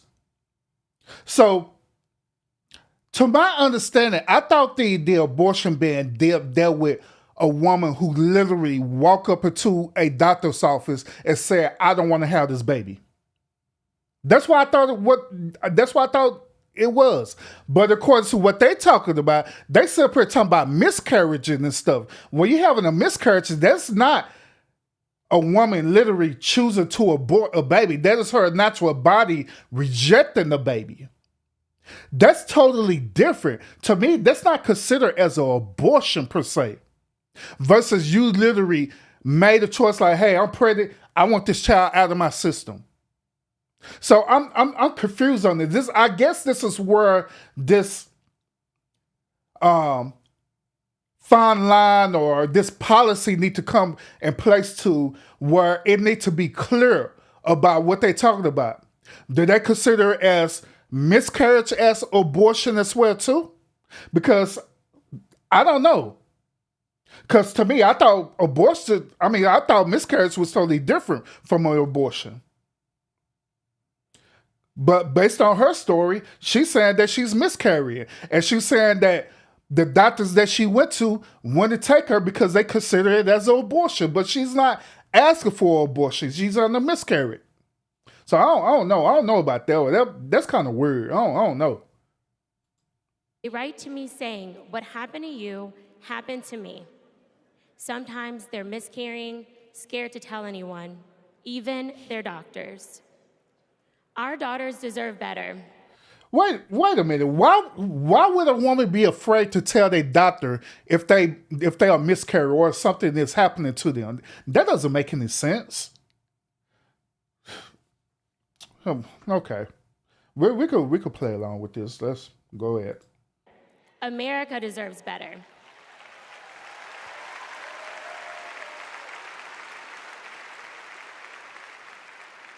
Kamala Harris and Tim Walz will fight for reproductive rights and our freedom and our shared future.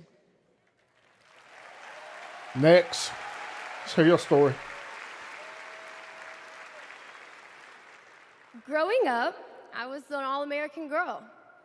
Varsity soccer captain, cheerleading captain, homecoming queen, and survivor. Oh, what? Great.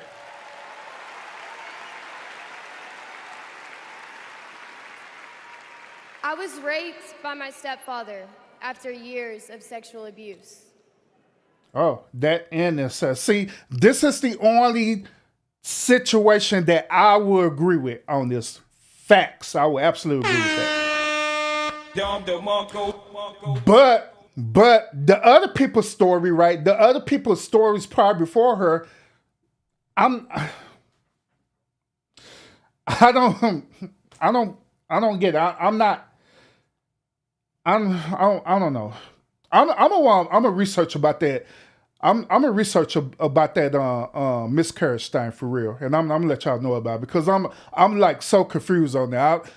I'm a researcher, see and fact check and see do doctors really do consider miscarriage as a abortion or willfully abortion when it's literally that woman's body rejecting the seed of that child or the egg of that child, whatever you want to call it, the embryo of that child, whatever the hell you want to call it. So I'm gonna research that, and I'll let y'all know on that because I don't know because that does sound so weird to me. At age 12, I took my first pregnancy test, and it was positive. That was the first time I was ever told, you have options. I can't imagine not having a choice. Yeah, that's what I'm saying, Barbara. That's why I'm gonna research that and see what's the policy behind it because it's not a willful act of removing the baby if the woman's body is rejecting it. You know what I'm saying? So I don't know. I got the I don't know. I'm confused on this. So I'll find out about that, y'all, on the kudos. But I'm gonna today, research that. That's the reality for many women and girls across the country because of Donald Trump's abortion bans. He calls it a beautiful thing. What is so beautiful about a child having to carry her parent's child? There are other survivors out there who have no options.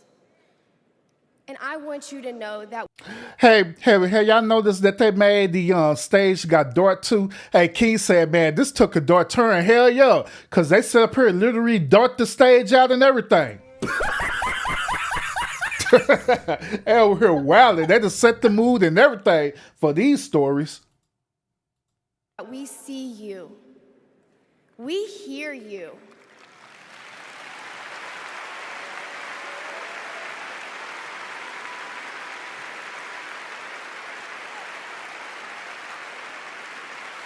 Kamala Harris will sign a national law to restore the right to an abortion.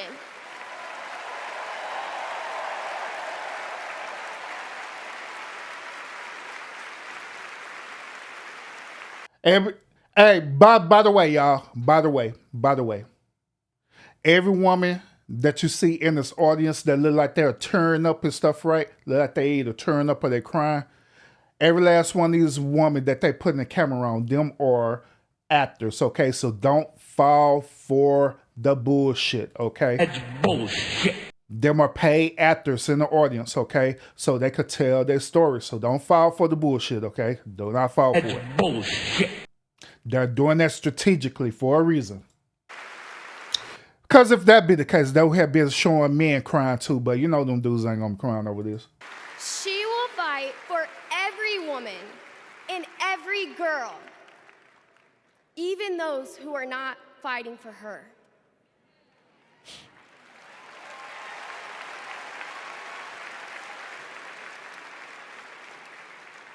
And now, I am honored to introduce another champion for women, a leader who's fought for me and for so many others, Governor Andy Beshear.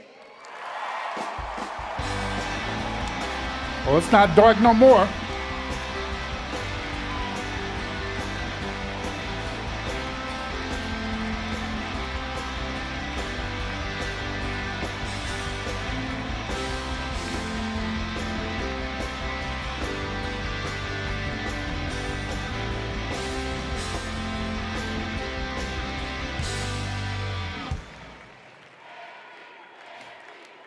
Andy.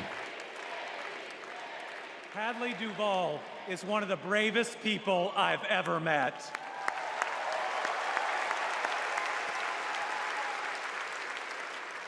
I'm amazed at the courage it takes to share her pain, to share her truth. Yet Donald Trump brags about tearing a constitutional right away from Hadley and every other woman and girl in our country. That's why we must tear away any chance he can ever be president ever again.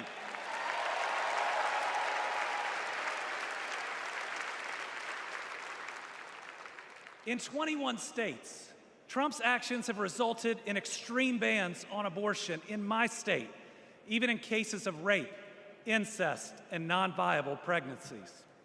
That leaves 12-year-old girls like Hadley with no Hey, I agree with you on that, King. And that's all I'm saying. That's all I'm saying on that. Any test of basic decency, any test of whether you have any underlying empathy. Thankfully, this extremism is being soundly rejected all over our country.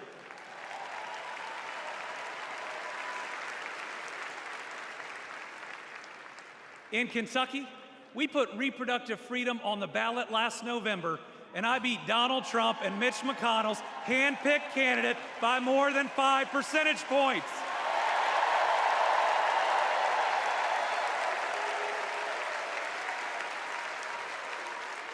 This November, we're going to beat them again.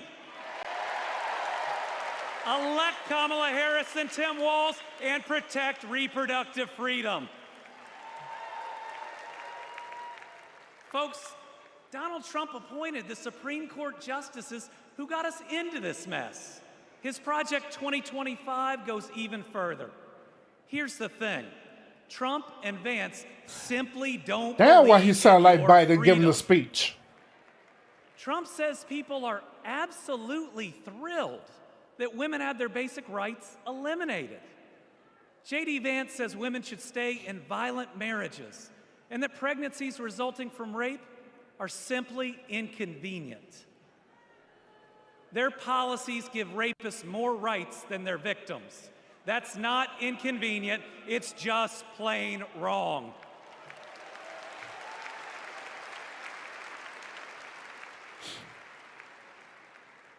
And a woman grieving a non-viable pregnancy shouldn't be required to carry it to term just to listen to her child die or to hear no sound at all.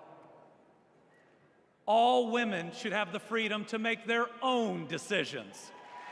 Freedom over their own bodies, freedom about whether to pursue IVF, freedom about whether to have children at all.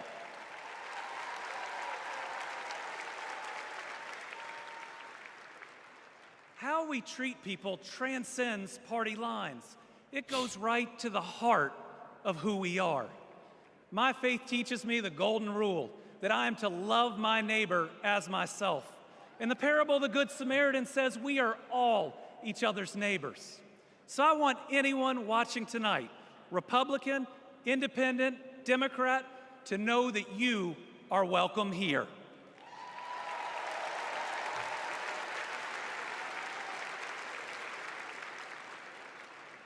We believe in America where we live out our values, end anger politics once and for all, and move beyond this us versus them by remembering we are all Americans.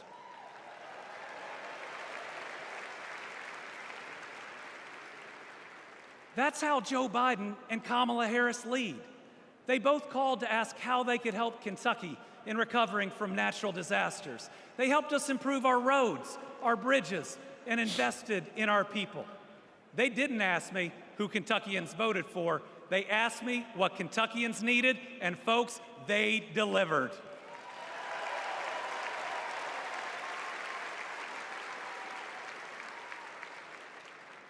Kamala Harris gets it.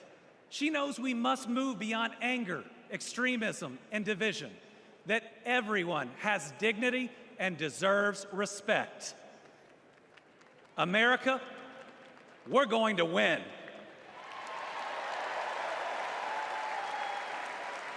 And we're going to win by staying true to our values of compassion, empathy, and doing right by our neighbors. I'm so proud to be all in for the next President of the United States, Kamala Harris. Thank you.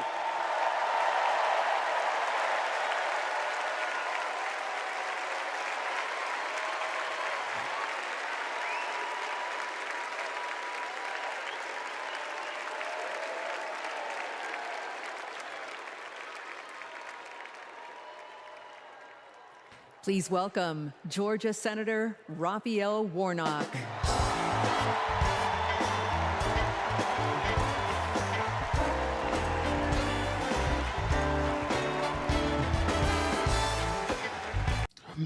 All right, folks. So I'm gonna give like about 5 more minutes of this, and we'll be done for tonight. Cause I don't understand why it's this lasting as long as it is. This convention been going on for like 4 hours, y'all. Like, what the hell? Like, god damn. They're like people who don't have a curfew. Shit. People gotta get up and go to work in the morning. They over here tripping like I ain't nothing. Damn. Matter of fact, I'm feeling forward you, bro. I want to hear nothing you gotta say right now. I'm saying if it's somebody of significant importance that's gonna talk. And this dude have like a 20-minute speech too. Let's see what this dude talking about. Had a saying. You are defined by your courage, and you are redeemed by your loyalty. 4 years ago, I had the honor of helping introduce Joe Biden to our national convention. I spoke about Joe's faith, his love of family, his determination to restore the soul of our nation. Hey, he sure did on the cool though. he sure did. And sure, your boy shady as hell. Sure, I want to hear nothing you got to say right now, other than sipping. Hold on, let me see something. I'm trying to force something of significant importance here. Yeah, let's see what this little girl got to say.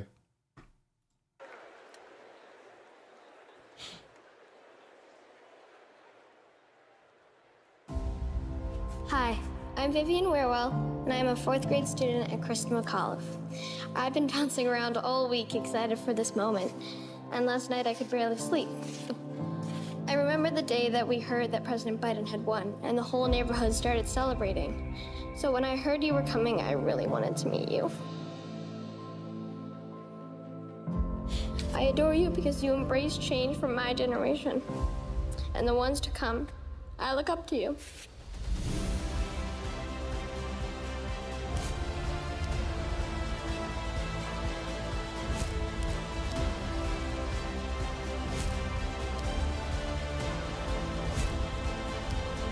So this about his wife? Now it is my honor to introduce our First Lady, Dr. Jill Biden.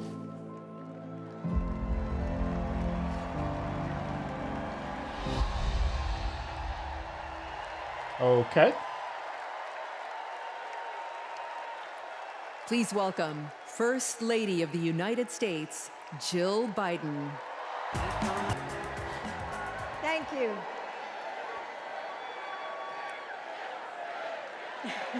Thank you.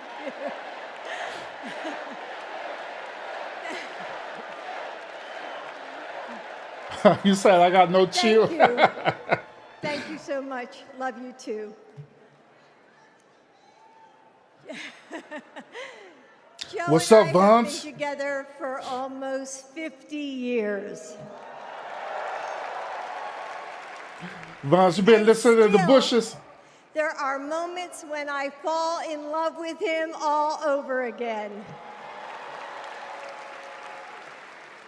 Like when I handed him our baby Ashley for the first time and saw the smile that lit up his face. Or on nights after an exhausting day working in the Senate, when he would read one more bedtime story just because the kids asked. When he stops on a rope line because he sees someone grieving who needs to know that everything is going to be all right one day. Or to encourage that child with a stutter, placing his hand on our family Bible to take his oath of office. And weeks ago, when I saw him dig deep into his soul and decide to no longer seek re-election and endorse Kamala Harris.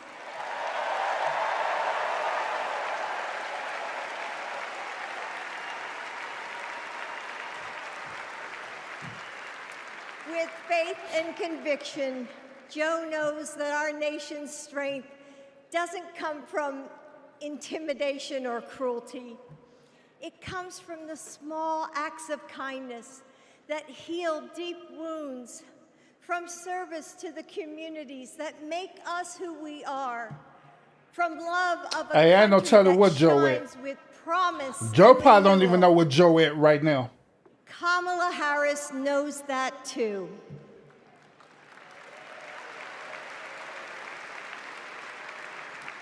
Our son, Beau, first worked with Kamala when he was Attorney General of Delaware. He told me at the dinner table one night, "Mom, she's special, someone to keep your eye on." And he was right. Joe and I know Kamala. We have seen her courage, her determination, and her leadership up close. Kamala and Tim, you will win.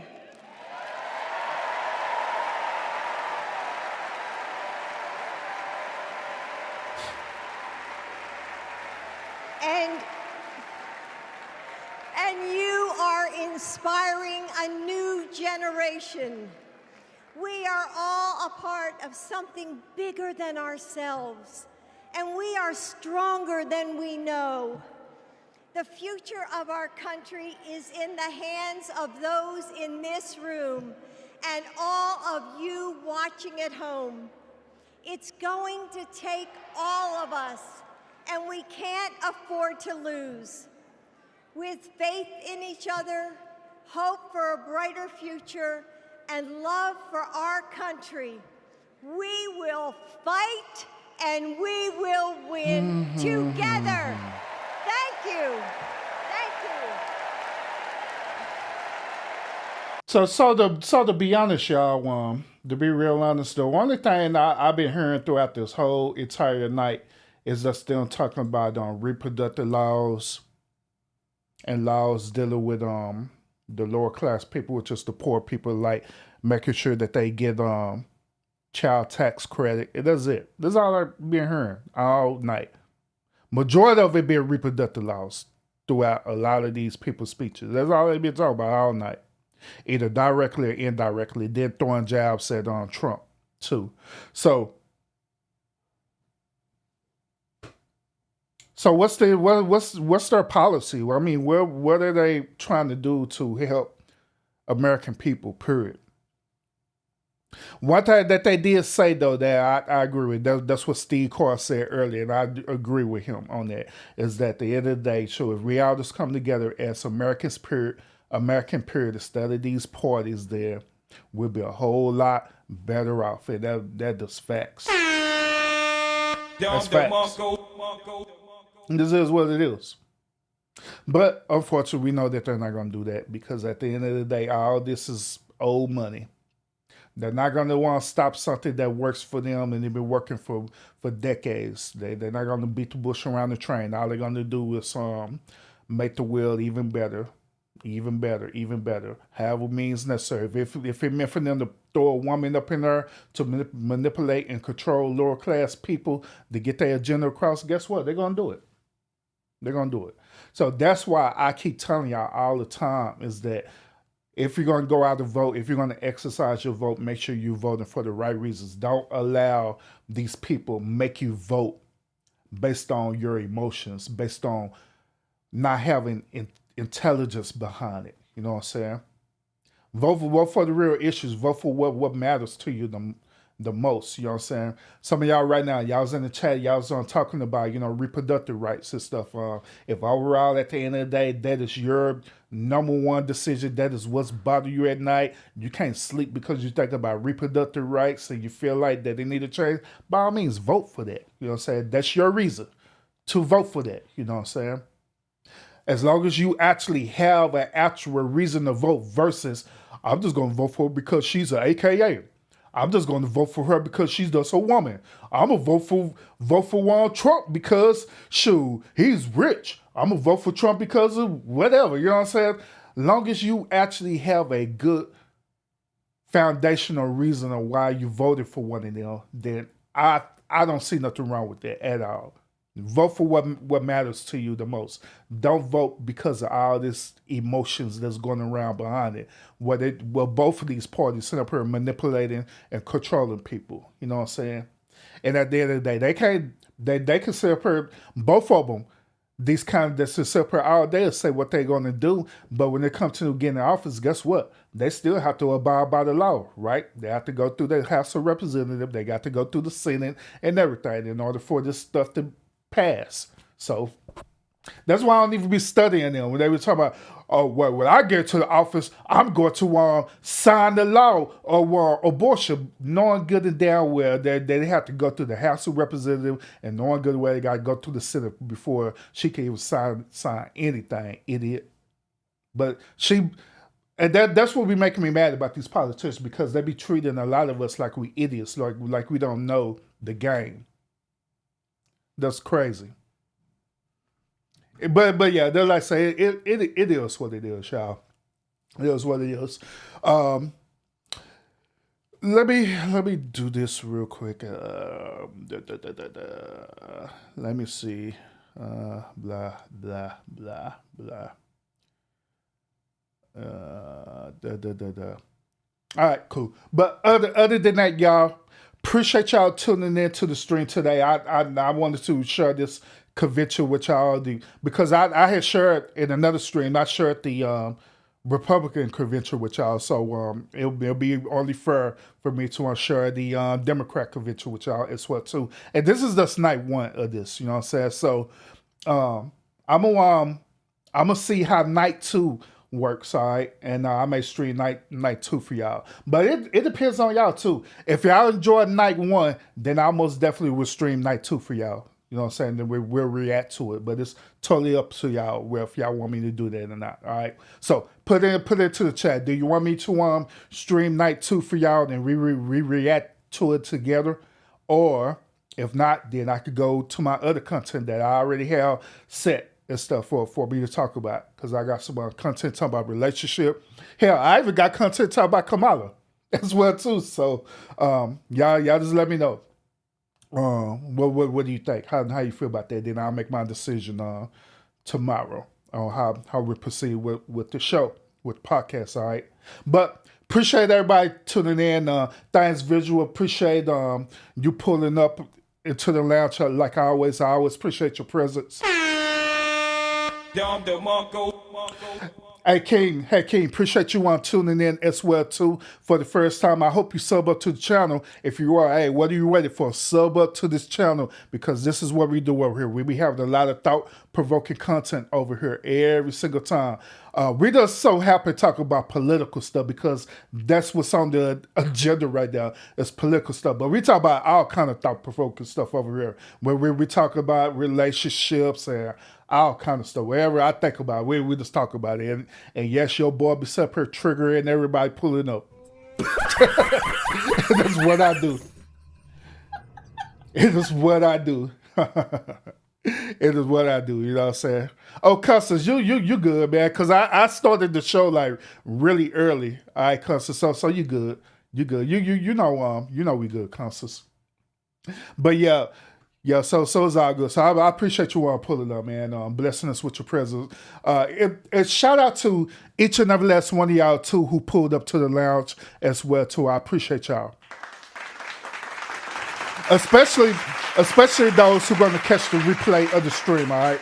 If it don't get blocked, all right? Appreciate the rest of y'all who going to catch the replay of the stream. I appreciate everyone who showed up to the stream, whether you was in here for like 10 minutes or an hour, whatever case may be, man. I appreciate it a whole lot. Thank you. Thank you. Thank you so much. Thank you. But other than that, y'all have a really good night. Y'all stay safe out there in the YouTube streets, and y'all stay safe out there in real life as well too. Jazzy, what's up with it? I see you hiding in the bushes. You working urban. You know I was in the bushes laughing at you. And get a trigger at the same time. I'm like, yeah. I know, Jazzy. But all right. So Yakin, he said he's a political major as well too. Shout out for him being a political major, man. Shout out to that. Stay in college to do your thing, homie. You know what I'm saying? That's the way you say you use that, right? So stay in college, do your thing. You know what I'm saying? Because that's what you want to do. Then it's actually much needed. So it is what it is. But other than that, y'all have a great night, and I will see y'all again on the next podcast episode. Make sure you have your notifications set when I do go live.